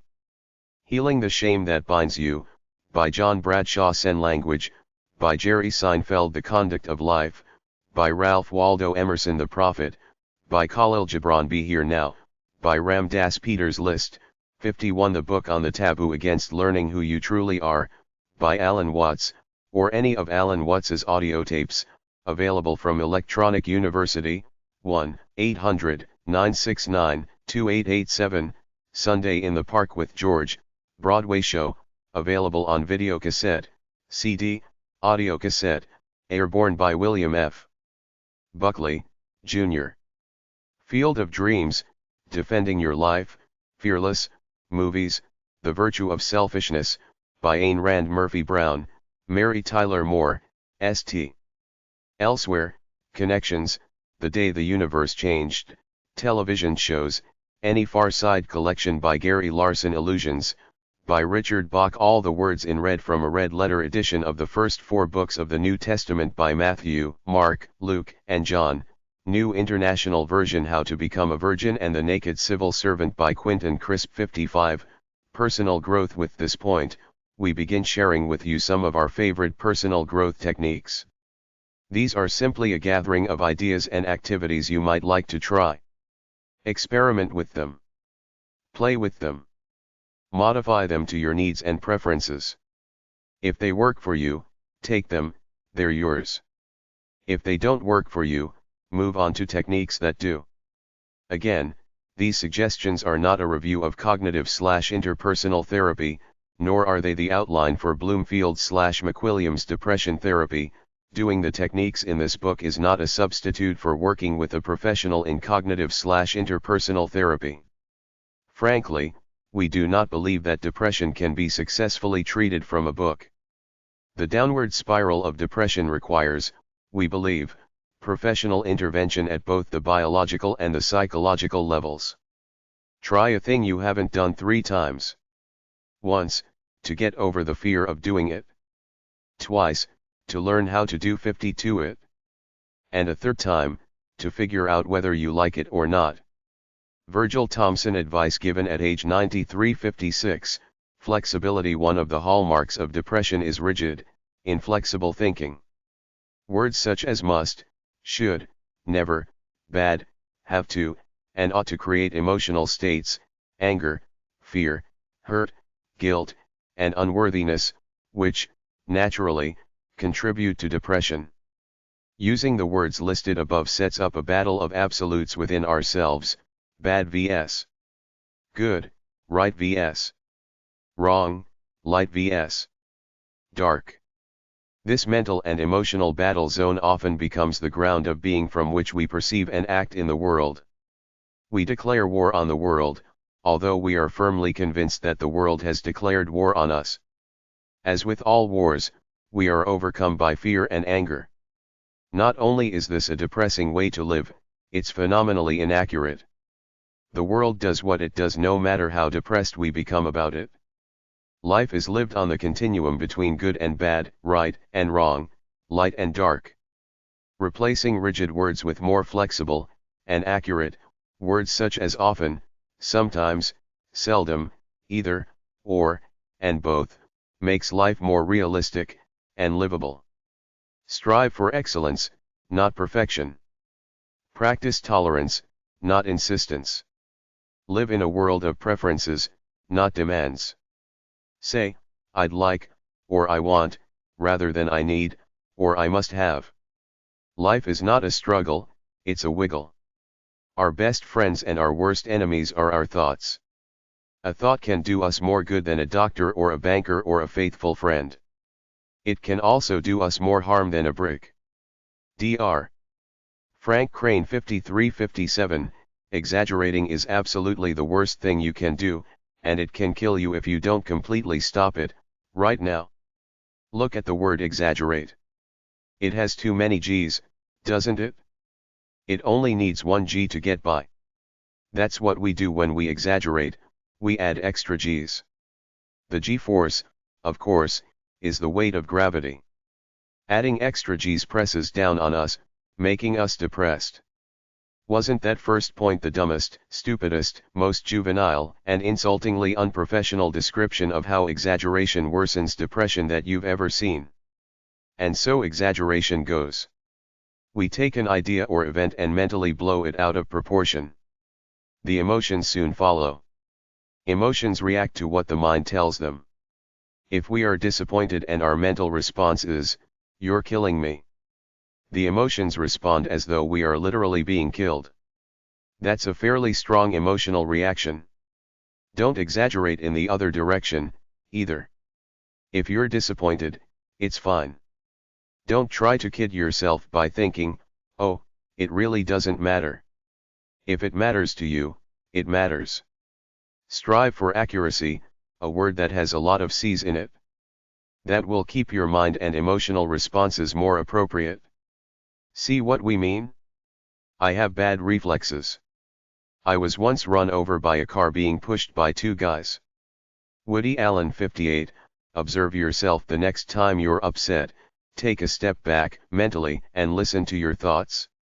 If you're speaking to someone, hear what you're saying. If you're doing something, observe your actions.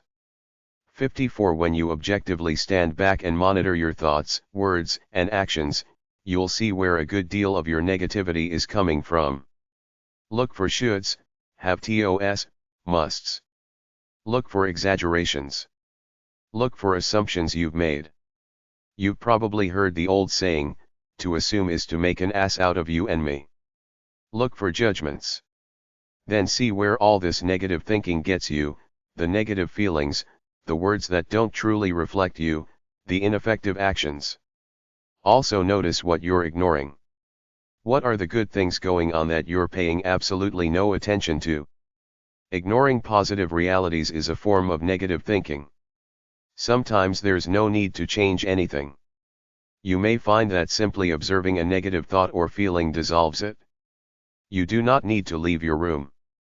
Remain sitting at your table and listen. Do not even listen, simply wait. Do not even wait, be quite still and solitary. The world will freely offer itself to you to be unmasked, it has no choice, it will roll in ecstasy at your feet. Franz Kafka 59, heal thyself first. As you learn more about yourself, you will also learn more about others. As you learn more about depression, and especially after the depression begins to lift, you'll probably notice a great many people you think need to be treated for their depression. One of the cleverest avoidances of treatment is to spend time healing others. Heal yourself first. 55 The first few months of healing your depression is an important time. The more you participate in the treatment, the greater your healing will be. Recognizing negative habits, developing new skills, and learning to enjoy simply being, perhaps for the first time in your life, can be exhilarating and exhausting. Monitor your energy, reserve it for yourself. Is this being selfish? Sure. Selfish. You're taking time for yourself. Some might say that depression grows from an impoverished self, an inner being that has not been properly nourished. Nourish yourself. Become your own best gardener. Being there and watch it while thinking about being your own best gardener. When you heal more fully, that's the time to reach out to others. You'll be able to help them far more from wholeness. How can you say to your brother, let me take the speck out of your eye, when all the time there is a plank in your own eye? You hypocrite, first take the plank out of your own eye, and then you will see clearly to remove the speck from your brother's eye. Jesus of Nazareth Matthew 7:4-560, no one or no thing can depress you unless you allow it. Men are disturbed not by things, but by the view which they take of them. Epictetus The buck stops here. More accurately, the blame stops here. 56 You, and you alone, have the ability to depress yourself. No one can make you feel inferior, wrote Eleanor Roosevelt, without your consent. Short of directly physically harming you, all external events and people depress you because you think negative thoughts about them, not because of what they do. This is the foundation of personal responsibility. It's not what happens to you, but your inner reaction to what happens to you, that determines whether you feel miserable or marvelous. Using this ability to respond in a masterful way is responsibility. This idea, of course, brings on a chorus of, yes, but what about? People get so involved in creating outlandish scenarios in which another's actions cause them to feel bad. Faced with the choice between changing one's mind and proving there is no need to do so, observed Professor John Kenneth Galbraith, almost everyone gets busy on the proof. Rather than counter all the yes, buts. Individually, allow us to simply mention one name, Viktor Frankl, M.D. Dr. Frankl had everything and everyone in his life taken from him in, historically, the most appalling way possible. He is a survivor of the Holocaust. There's no need for detail here. What's important is the conclusion Dr. Frankl came to. While in the concentration camp, he realized one essential truth: no matter what they put him through, he still had within him the power to choose how he was going to order his inner environment, his thoughts, his feelings, his being. No matter how much they took from him, which was every person and material thing he still had freedom, the freedom to choose. Man's search for meaning. It's a freedom you have, too. You can't always choose what happens to you, but you can always choose your reaction to it. To react negatively to certain situations is not just you. You may have bad habits that currently are on automatic. But old habits can be broken, new habits can be learned. Becoming more responsible for your actions and feelings may seem like a lot of work. You're right. It is a lot of work. Freedom usually is. The last of the human freedoms, to choose one's attitude in any 57 given set of circumstances, to choose one's own way. Viktor Frankl, M.D. 61. Yes and no. Yes and no are two invaluable words in obtaining and maintaining personal freedom. The secret? Say the one you mean. Yes and no guard your time. Think of them as the door of your house. The open door is yes, the closed door is no.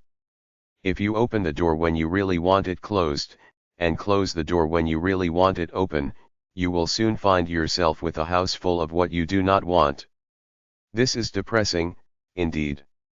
Too often, we say yes or no for the wrong reason. That reason, usually, is fear. We're afraid of a new experience, we're afraid of hurting someone's feelings, we're afraid someone might not like us, we're afraid of what other people might think, and so on. Yes and no are there to express what you want, what your preferences are, what you are willing to and not willing to do. Often, we're asked to say yes or no to a future event. How do we know now if we're going to want to do it then? A good indicator: if it were available to do right now, would you do it? Yes or no? When it comes time to do it, you'll be doing it right now, because then has a sneaky way of becoming now. So, if you don't want to do it now, you probably won't want to do it then. I only have yes men around me. Who needs no men? Mae West 62, it's okay to feel anything. 58 There are no bad feelings. Even feeling bad is not a bad feeling. The secret, whether up or down, is to enjoy the ride. Feel the full range of emotions available to you.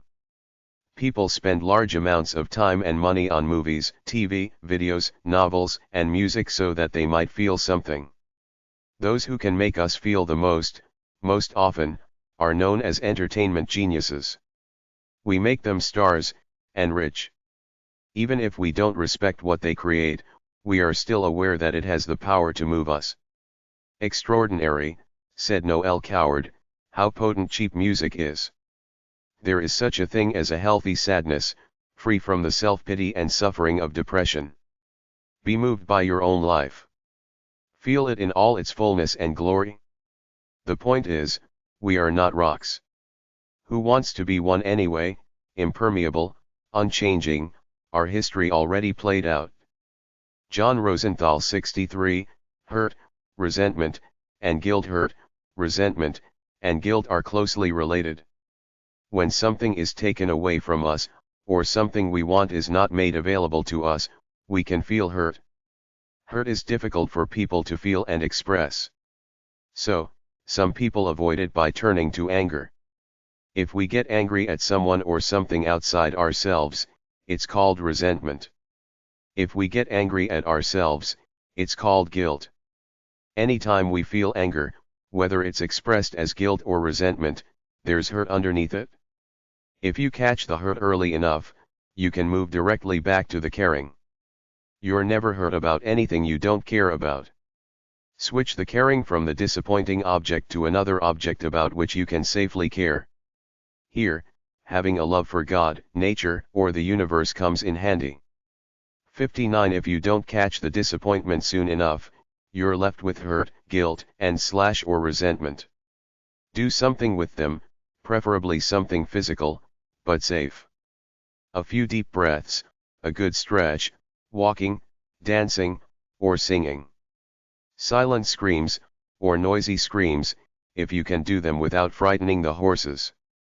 I don't care what they do, said Mrs. Patrick Campbell a century ago, as long as they don't do it in the street and frighten the horses. Cry, write down your negative thoughts and burn the paper. Lie on a bed and kick and scream. Beat a pillow. If you seem to have a residue of hurt, resentment, or guilt, you might want to schedule a session with your therapist for some emotional release work. Notice that none of our suggestions for releasing negative feelings involves anyone other than you and a professional. We did not suggest, go and really tell them off. Then you'll feel better. That seldom works. In the first place, people don't just stand there, as they do in the movies, and get told off. They tend to interrupt. Well, you knew they were rude. They usually start to tell you off. The impertinence. Finally, once they have been told off, they are seldom properly devastated. How dare they, and if they act devastated, how do you know they're not doing it just to make you feel guilty? Those sneaky bastards. Peace of mind, wrote J.P. McAvoy, is better than giving them a piece of your mind. Communicating your feelings with people you're close to is essential, but communication is not the same as venting, dumping, or telling off. In fact, it's often easier to communicate a negative feeling when you're not feeling it. Communicate hurt using I statements. I feel disappointed, I'm hurt when you don't call if you're going to be late, I'd prefer it if you would. And be sure to let them know that you only feel hurt because you care. In certain trying circumstances, urgent circumstances, desperate circumstances, profanity furnishes a relief denied even to prayer. Mark Twain 64, forgiving 60. Forgiving is a word that means just what it says, forgiving. Whom are we forgiving to? Those we forgive? Sometimes. Ourselves. Always. The primary reason to forgive is for your peace of mind, and the quality of all your future relationships. For more on this, please see two of Harold's earlier books, Making Peace with Yourself and Making Peace with Your Parents. Jesus of Nazareth was one of the greatest teachers of forgiveness. In the eye for an eye, tooth for a tooth world into which he came, forgiveness was a radical concept. Just as it is today. The word Jesus used for forgiveness meant to untie, to let go. That's what we do when we forgive, we let go of the imaginary, but painful, control of the way we think things should be, and we untie ourselves from the burden of judging the way they are. Forgiveness is a direct route to freedom, lightening up, and moving on. Forgiveness is a simple process. You say, aloud or to yourself, I forgive. Then state the person, perhaps yourself, event, or occurrence you have judged. Then add, I forgive myself for judging. And state the same person, event, or occurrence. So, not only do you let go of the judgment, you let go of whatever judgment you've made for having judged in the first place. And then let the matter go. See it dissolve in a pure, white light. Forgive, forget, and move on with your life. Here is a mental treatment guaranteed to cure every ill that flesh is heir to. Sit for half an hour every night and mentally forgive everyone against whom you have any ill will or antipathy. Charles Fillmore 65, Positive Distraction 61. The instant you find yourself in a negative pattern, do something, anything, positive to break the pattern. Take a deep breath, look out a window, smell a flower, eat an apple, drink some water, read a joke, sing a song, write a poem, say a prayer, the list is endless. It's sometimes difficult to work through a negative pattern while it's going on. So, interrupt the pattern with a positive distraction. Make a list of your favorite positive distractions and memorize 5 that you can do practically anywhere. The next time you find yourself stuck in a negative pattern, immediately turn to one of your positive distractions. If one isn't distracting enough, try another, and another, and another. The hardest thing you can do, wrote Alan Klein, is smile when you are ill, in pain, or depressed. But this no-cost remedy is a necessary first step if you are to start on the road to recovery. Smile. Is there anything men take more pains about than to render themselves unhappy? Benjamin Franklin 66, straighten up. Head up. Take a deep breath. The classic depressed stance is stooped over, head down, shoulders round. With such posture depressed people seem to be, as they say in English, carrying the weight of the world on their shoulders. Changing this posture can change the depressive mood. Head up, shoulders back, deep breath, and you tend to feel better. It's very hard to breathe deeply all slouched over, which can cut oxygen intake, which itself contributes to depression. Learn to breathe deeply, expanding your lower abdomen as you do. Experiment with different postures, ways of sitting, ways of walking, and so on, and see if some make you feel better than others. 62 This is my depressed stance. When you're depressed, it makes a lot of difference how you stand. The worst thing you can do is straighten up and hold your head high because then you'll start to feel better. If you're going to get any joy out of being depressed, you've got to stand like this. Charlie Brown 67, get things done or let them go. Life is too short to stuff a mushroom. Storm Jameson Most people are overcommitted. There are books they plan to read, videotapes they plan to watch, dinners they plan to have, friends they plan to visit, closets they plan to clean, or come out of, classes they want to take, and on and on. If they added nothing to these plans and lived to be 302, they still wouldn't get them all done. This backlog of I've been meaning to, can be depressing. This is especially true when the things we mean to do are important: charitable works, exercise programs for health, quality time with loved ones, religious or spiritual practices, political causes, social change, and the like. Here, not only do we miss the satisfaction and enjoyment of doing them, we also feel guilty for not having done them. There are 2 ways to effectively deal with such past commitments: do them, or be done with them. Get them done, or let them go. To break the cycle of depression, reprioritize and then move. Get those things done. Accomplish them. 63 Or, declare to yourself that you are no longer going to do them, at least not at this time. Be reasonable about this. If you owe someone money, for example, you can't just declare it paid. It's not that what you want to do is no longer important to you, it's just that your resources are otherwise engaged. I can't do this, is seldom true. I'd like to do this, but my resources are otherwise engaged, more often is. It's a good idea to make a list of all the things you said, either to yourself or to others, you were going to do. The listing of the things you said to yourself will probably be considerably longer than the list of commitments you made to others. Then check off the ones associated with essentials, food, shelter, healing your depression, and notice how much time you have left for all the rest. Start checking off, one by one, what you still have time and resources to do. At some point, as happens to us all, you will run out of time and resources. Then, cross off the rest. As you cross each item off, say, yes, I'd like to do this, but my resources are otherwise engaged. For now, I declare it done.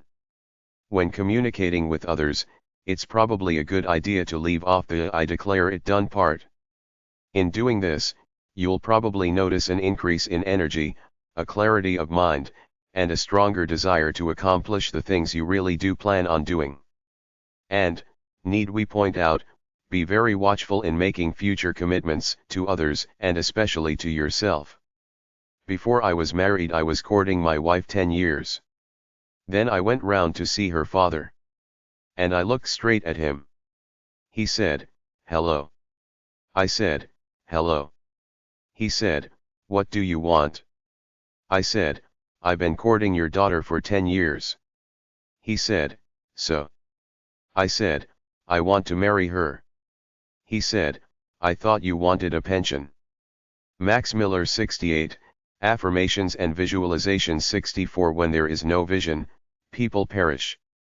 Proverbs 29:18. An affirmation is a tool used to make something firm. We take something as ephemeral as a thought and make it firm, that is, real. Reading this book began as a thought in your mind, an affirmation, and you repeated that thought often enough that it has now become a reality. You are reading this book. To visualize is to see in your imagination the affirmation taking place. Don't be misled by the word visual. Many people don't see a picture in their imagination. For some it's more feeling, for others it's more hearing. Remember what a triangle looks like. A red apple? The Statue of Liberty? That's what your visualization is like. The way we remember the past is the way we see the future. We use affirmations and visualizations all the time. It's how we human beings create. Our thoughts, which include our imagination, create emotions, biological reactions, physical actions, and we use these to gather to us people and things. Almost everyone uses the process of affirmation and visualization, usually unconsciously, in both positive and negative ways. We are, of course, suggesting that you use them in more positive ways. When people refer to affirmations and visualizations, they almost always mean positive affirmations and visualizations.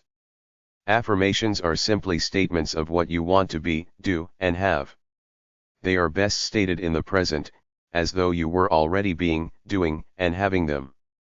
Affirmations, then, usually begin with, "I am."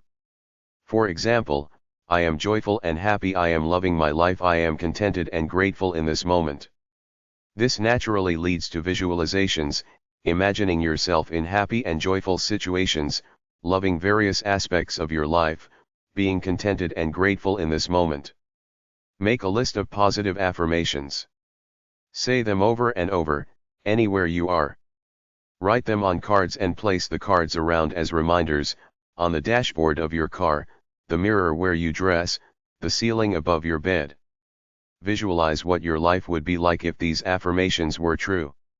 Keep affirming and keep visualizing, and they will be true. As Maharishi Mahesh Yogi explained, that which we give attention to grows stronger in our lives. 65. Visualize yourself as sound, healthy, and filled with the vitality and boundless life of your Creator. Look upon yourself as the unique individual that you are. Get in harmony with the creative, life-giving, health-maintaining forces of the universe. Affirm peace, wholeness, and good health, and they will be yours. Norman Vincent Peale 69, Light and meditation. Sadness flies on the wings of the morning, and out of the heart of darkness comes the light. Jean Giraudo's light is a concept that has permeated religious, spiritual, philosophical, and even scientific beliefs throughout history, from ancient civilizations to advanced quantum physics.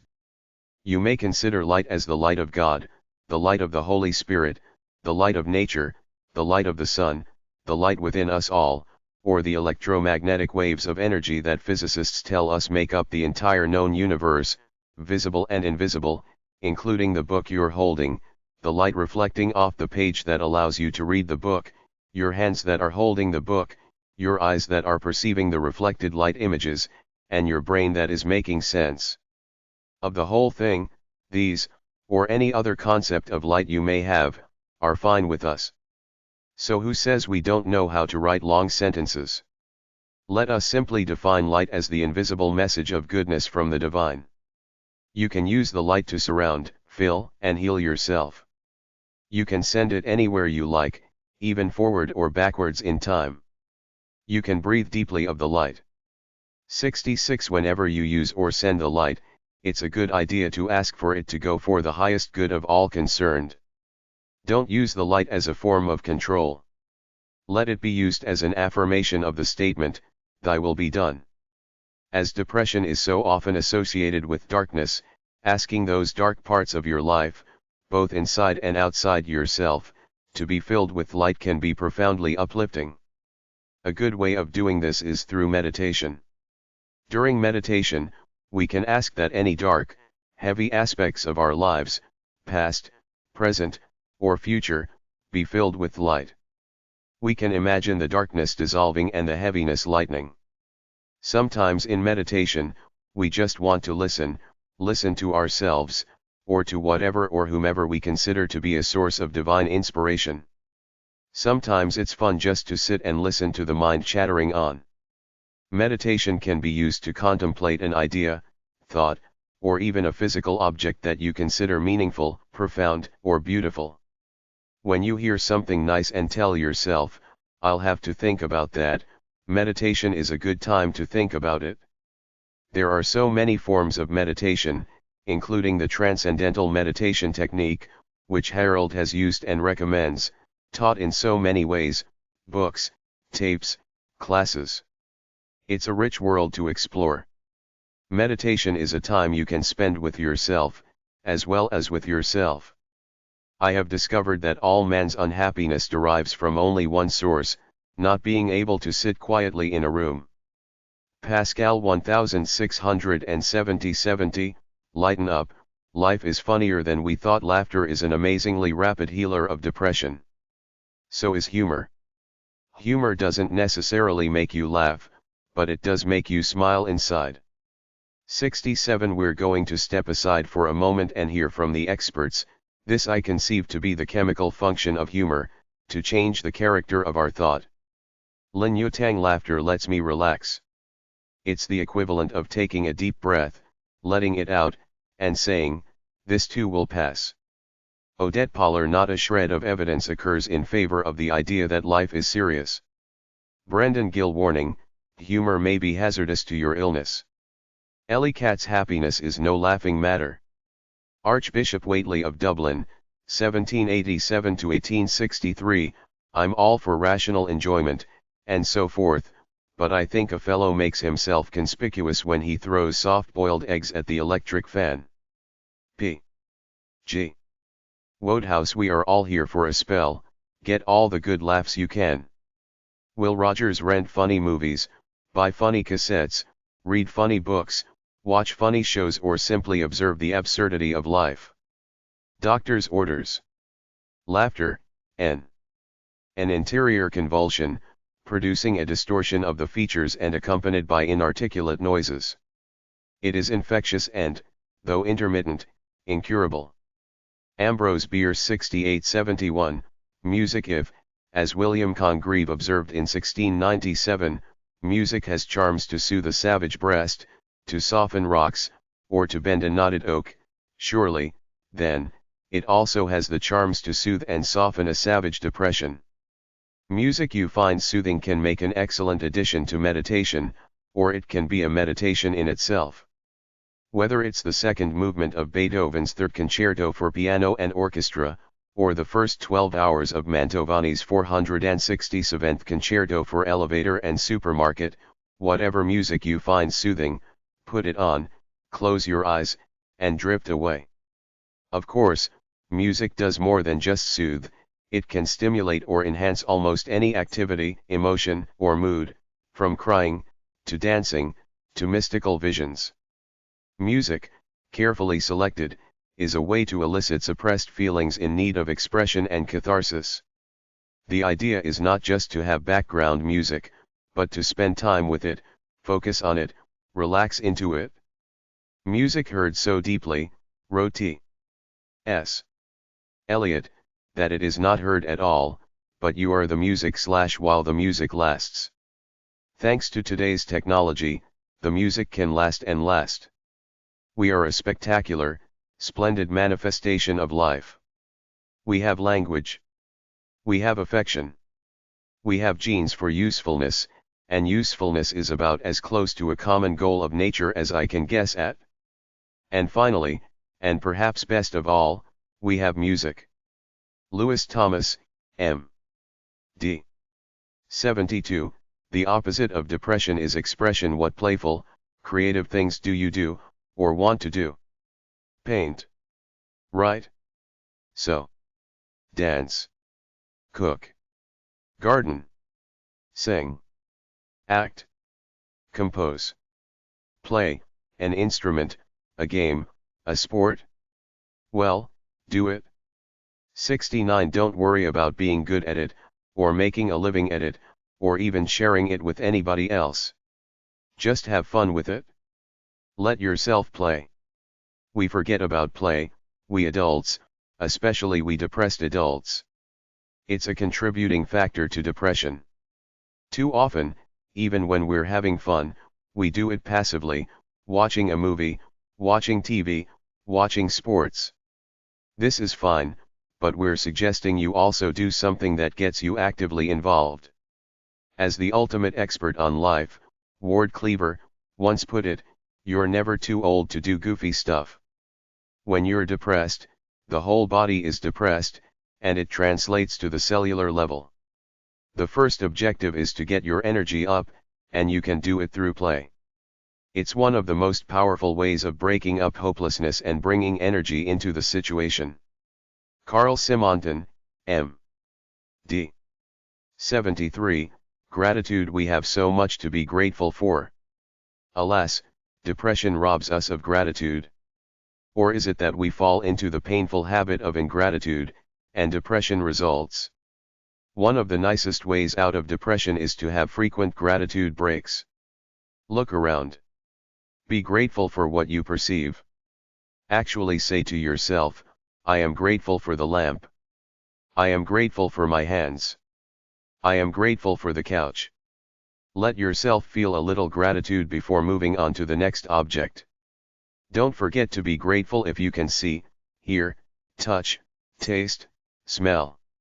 Love your eyes that can see, your mind that can hear the music, the thunder of the wings, wrote Robinson Jeffers. Love the wild swan.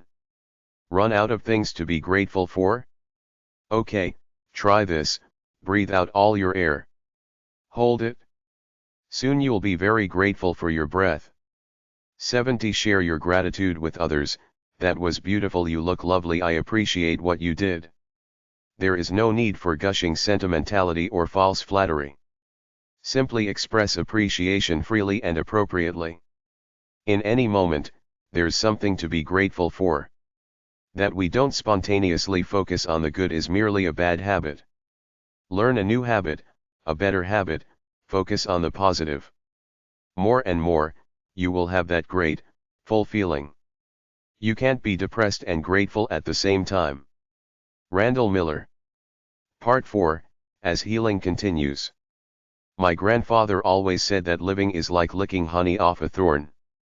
Louis Adamic. This last part of the book offers some thoughts, suggestions, and encouragements, things to do, consider, and enjoy, as your healing continues. 74. Your healing has already begun. Some people will read this book all the way through before seeking a professional consultation to evaluate depression. Other people, who are reading this book on the recommendation of their doctor or therapist, may already be well into treatment. Wherever you are in the process, know that your healing has already begun. Healing begins as a choice, a decision to get better. Any physical action that supports that decision indicates healing is underway. 71. Just picking up a book entitled and reading this far shows that your healing has begun. Never before has the quest to heal depression been so swiftly and abundantly rewarded. Once treatment begins, you are very likely to wonder, where has this been all my life?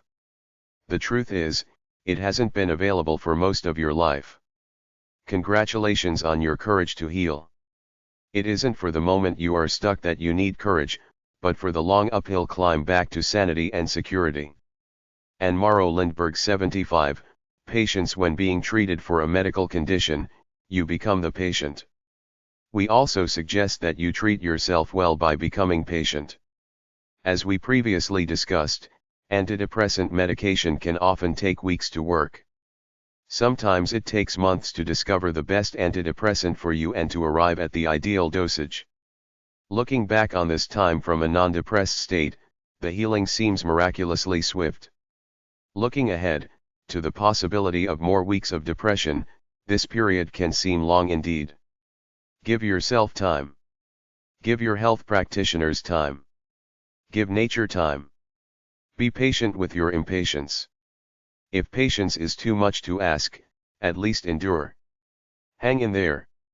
Hold on. Stick with it. Healing is on its way. Patience, and the mulberry leaf becomes a silk gown. Chinese proverb 76, think big, but not huge as you envision your healing, hold a vision of what you'd like the healed you to be. Words such as contentment, well-being, enthusiasm, joyful, happy, effective, loving, tender, and others may come to mind. When dreaming of your healing, it's fine to think big. But don't think too big. Never being angry, sad, hurt, disappointed, in pain, or feeling any other emotion you associate with depression is not a reasonable goal. Strive for excellence, not perfection. Yes, as you heal from depression, the general shift of emotions, mood, if you will, should definitely be on the upswing. Never, ever feeling bad again is not, well, human. Your psychiatrist or therapist can help you set reasonable personal goals as you heal. We are not human beings having a spiritual experience. We are spiritual beings having a human experience. Pierre Teilhard de Chardin 77, healing has its ups and downs. Healing from depression, or healing from anything else, for that matter, is not a smooth, even, steady, upward path. It tends to look more like this.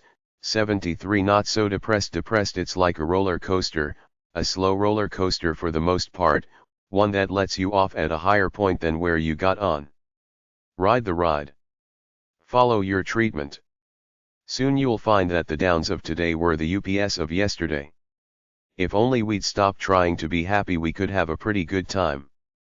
Seek the support of others for you. It's a time for change, for growth, for healing. Change can sometimes seem chaotic, confusing, frightening. Seek the support of others. Ask trusted friends or family members to help with specific tasks or ongoing responsibilities. Although, as we mentioned, it's a good idea to postpone major decisions.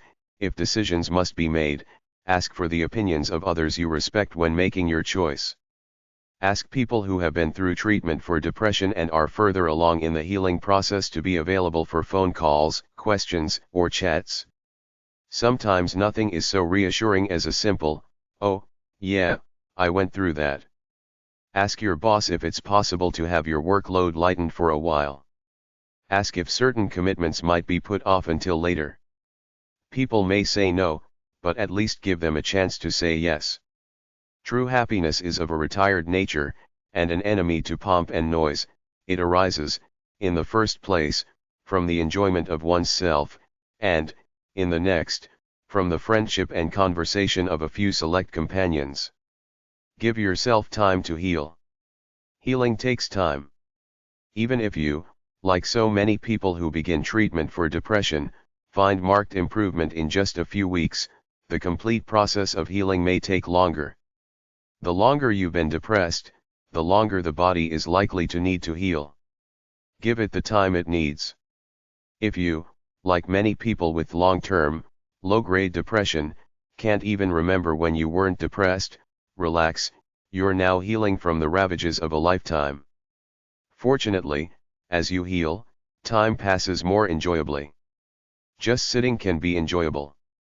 In fact, one moves more and more into the moment, or the here and now that saints, both Eastern and Western, have described.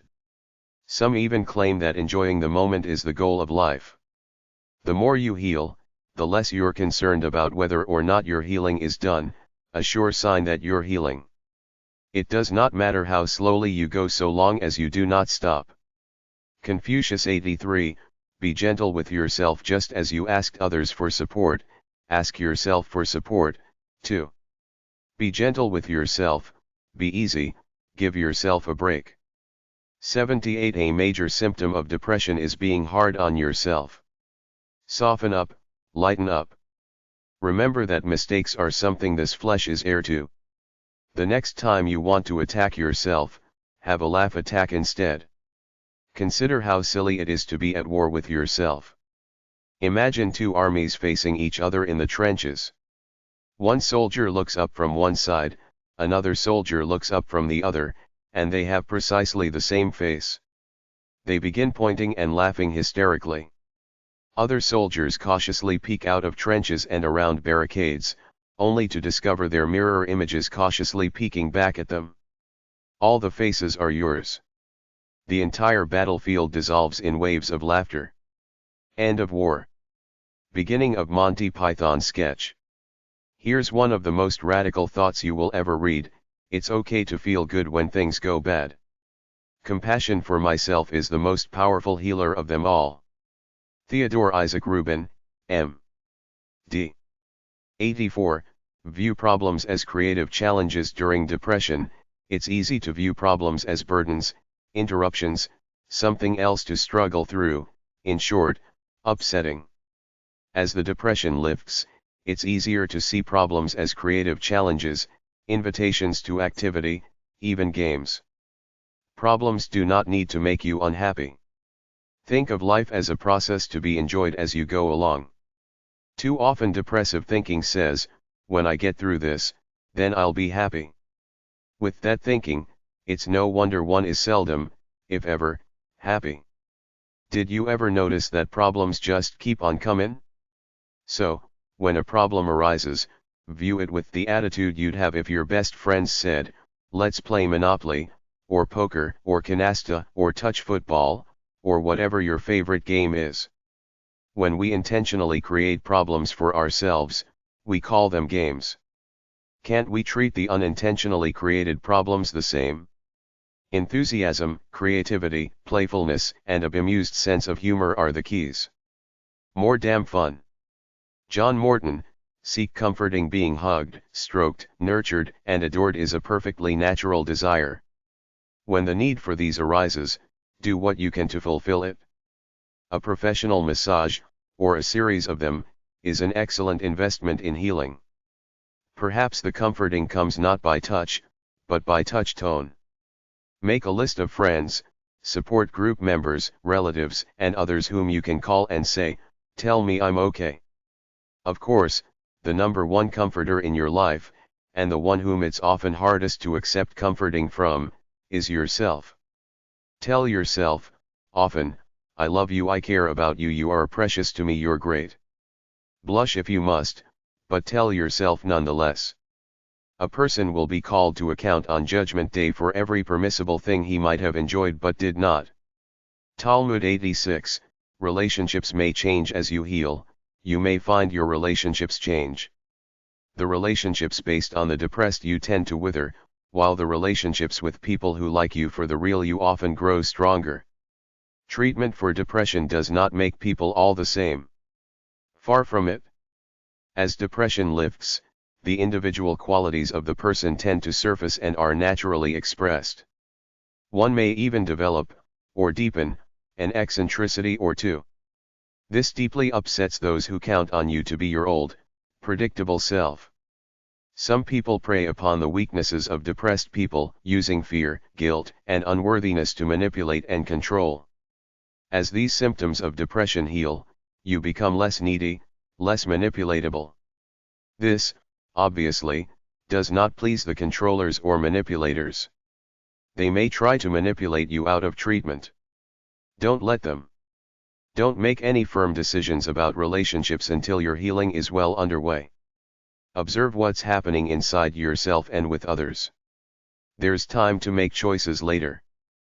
But beware, if you fail to attend one of the regularly scheduled meetings of the Ain't It Awful Club, guess who gets talked about? Ain't it awful? To laugh often and love much, to win the respect of intelligent persons and the affection of children, to earn the approbation of honest critics, to appreciate beauty, to give of oneself, to know even one life has breathed easier because you have lived, that is to have succeeded. 0 Harry Emerson Fosdick 87, enjoy the good, don't be surprised if good things happen to you without your even trying. Struggle, effort, and trying are, for many depressed people, the only way they know to get something good. As depression heals, good things tend to happen, spontaneously. Accept them. Enjoy them. You may, for example, find yourself simply not wanting to continue a bad habit you thought would take enormous effort to overcome. Or, you may find yourself naturally wanting to take part in a healthy activity that you figured would require tremendous discipline. You may find career opportunities, relationships, and your health becoming more of what you want them to be, simply because you are being more of who you are. Enjoy life, the bumper sticker reminds us. This is not a rehearsal. What a wonderful life I've had. I only wish I'd realized it sooner. Colette 88, Making Peace with Depression. Clinical research indicates that approximately 1/3 of the people who are treated for depression heal completely. They never need antidepressant medications or treatment again. 1/3 of the people heal completely and are taken off antidepressant medication. Later, however, a depression returns and it must be treated again, usually with antidepressants. 1/3 of the people will need antidepressant medication on a long-term basis. There's no way of telling which path your depression will take. The important thing is that the depression can be contained and the symptoms eliminated, as in the treatment of high blood pressure, low thyroid, or diabetes. The point is that either one heals oneself from depression, one heals oneself from depression and it returns, in which case it can be successfully treated again, or depression is a fact of life, for which, ongoing, long-term treatment can be safe and successful with periodic medical supervision. So, make peace with depression. It's not an enemy. It's not out to get ya. It's just an imbalance of the biochemistry of the brain or the thought patterns of the mind. As with any illness, it needs ongoing acceptance and healing. We should be taught not to wait for inspiration to start a thing. Action always generates inspiration. Inspiration seldom generates action. Frank Thibault 89, Society and Depression. The good news: imagine for a moment that the millions and millions of depressed people in this country were no longer depressed, they no longer blame themselves or others for the symptoms of an illness. They have more energy, get angry less quickly, are less prone to physical illness, and are free from addictions. They laugh more and care more about themselves and their fellow human beings. They are more productive, tolerant, giving, and forgiving. Whether this sounds like Sir Thomas More's Utopia, Louis Armstrong's What a Wonderful World, or John Lennon's Imagine, it does describe what is possible, for the first time in human history. Take an extreme case, the homeless. Have you ever spoken with a homeless person who you would say wasn't clinically depressed? Well, neither have we. Whether they're depressed because they're homeless or they're homeless because they're depressed no longer matters. Treat the depression and perhaps a good number of the homeless will again become productive citizens. Healthy individuals make healthy societies. If one only wished to be happy, 83 this could be easily accomplished, but we wish to be happier than other people, and this is always difficult, for we believe others to be happier than they are. Montesquieu 90, Society and Depression. The bad news: it is estimated that untreated depression costs this country $43.7 billion per year. With so much undiagnosed, misdiagnosed, untreated, and undertreated depression, what are we, as a country, doing about it? Not much. Yes, the National Institutes of Health are doing a good job educating the American public about depression and its treatment. But it's not enough. Medicaid and Medicare will not pay for the latest generation of antidepressants, Prozac, Paxil, Zoloft, Effexor. Treatment with these drugs costs about $5 a day, which is not a problem for a middle to upper middle class person, but it can be devastating to a lower income person whose food budget is less than $5 a day. This lack of healthcare coverage is especially distressing because it is estimated that as many as 65% of the elderly in this country have a clinical depression. A good number of the elderly depend on Medicare for their medical treatment.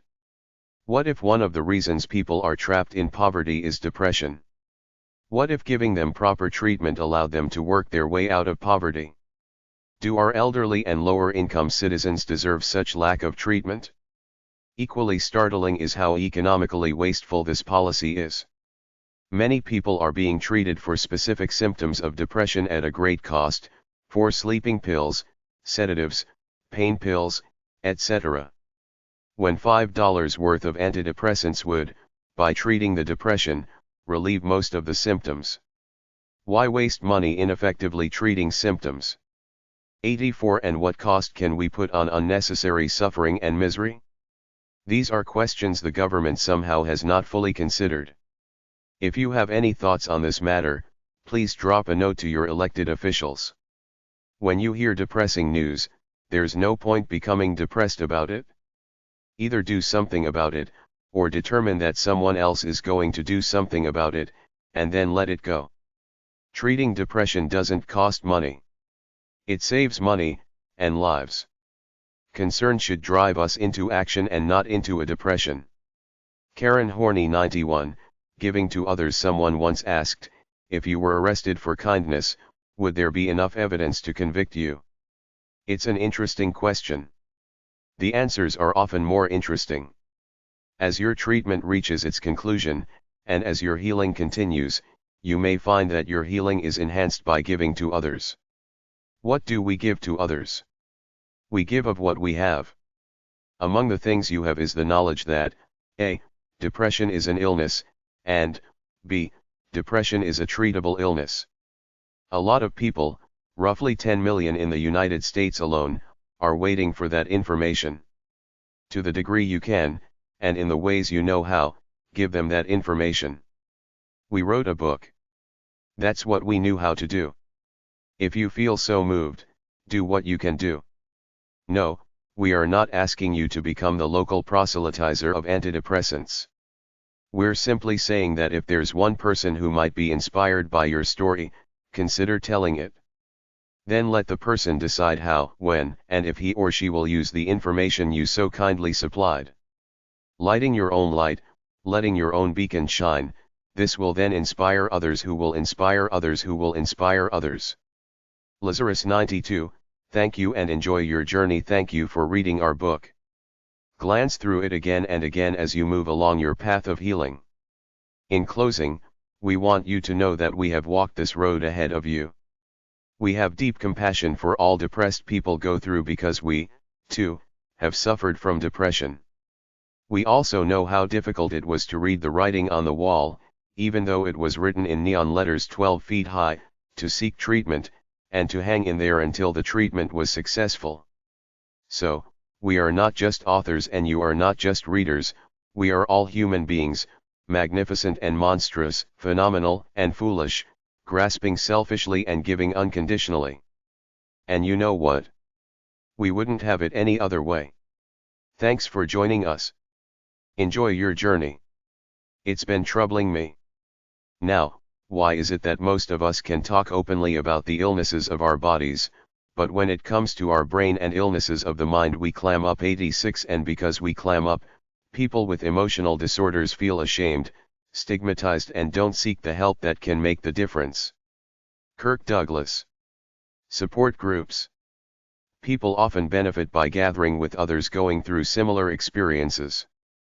Those who are healing from depression are no exception. Often these groups form around the principles of cognitive/interpersonal therapy, or are made up of people who are taking antidepressant medications, or both. Support groups are an excellent place to share experiences, suggestions, information, and, obviously, as the title of the group indicates, support. Perhaps the most important knowledge to be gained from support groups is that you are not alone.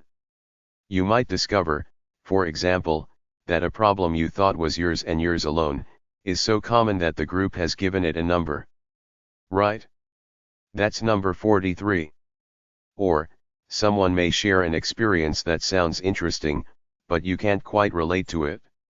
A week later, it happens to you. Your psychiatrist, doctor, or therapist may be able to recommend support groups in your area. Or, you can call some of the organizations listed starting on page 222. A support group is made up of human beings who care about and are committed to their own healing. By self-selection alone, then, support groups are populated by supportive, wonderful people. Adversity is the state in which a 75-man most easily becomes acquainted with himself, being especially free from admirers then. Dr. Samuel Johnson 80. 12-Step and Recovery Programs. The most successful treatment ever created for addiction is the 12-Step program of Alcoholics Anonymous. It has been adapted and used successfully in treating just about every addiction, bad habit, or emotional problem in the human condition. The secret of the 12-Step program is that it is, in reality, important rules for personal growth. Following these steps leads to greater personal maturity, integrity, and freedom. This upward growth gives the inner strength to focus on something other than the addiction. While depression is not an addiction, people with depression often become addicted to other things, from food to sex to drugs to smoking to procrastination to alcohol to negative thinking. Thinking is You Can't Afford the Luxury of a Negative Thought, by Peter McWilliams, available by calling 1-800-LIFE-101. In overcoming any of these, 12-step programs can be valuable. For more information on 12-step programs, see the listing on page 224. 1. We admitted we were powerless over our addiction, that our lives had become unmanageable. 2. Came to believe that a power greater than ourselves could restore us to sanity. 3. Made a decision to turn our will and our lives over to the care of this higher power, as we understood him, her, or it. 4. Made a searching and fearless moral inventory of ourselves. 5. Admitted to our higher power, to ourselves, and to another human being the exact nature of our wrongs. 6. Were entirely ready to have our higher power remove all these defects of character.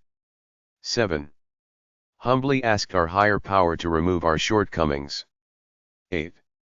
Made a list of all persons we had harmed, and became willing to make amends to them all. 76-9. Made direct amends to such people wherever possible, except when to do so would injure them or others. 10. Continued to take personal inventory and when we were wrong, promptly admitted it. 11. Sought, through prayer and meditation, to improve our conscious contact with our higher power as we understood him, her, or it, praying only for knowledge of our higher power's will for us and the power to carry that out. 12. Having had a spiritual awakening as the result of these steps, we tried to carry this message to others and to practice these principles in all our affairs. 81. Praise yourself. It takes courage to accept that you might have a depressive illness. It's courageous to make a medical appointment for a diagnostic evaluation. It's courageous to enter onto a course of treatment that is frightening to some and ridiculed by others. It takes wisdom and courage to work with your doctor to find the right medication, and with your therapist on deeply personal and challenging issues. Praise yourself for all this. Praise yourself for every little victory, every step taken on the path of healing, including those that don't work. It's all part of the journey. Keep reminding yourself that who you really are is much more than your depression. Praise yourself for your courage to learn, risk, and grow. Well done. Life is made up of small pleasures. Happiness is made up of those tiny successes. The big ones come too infrequently.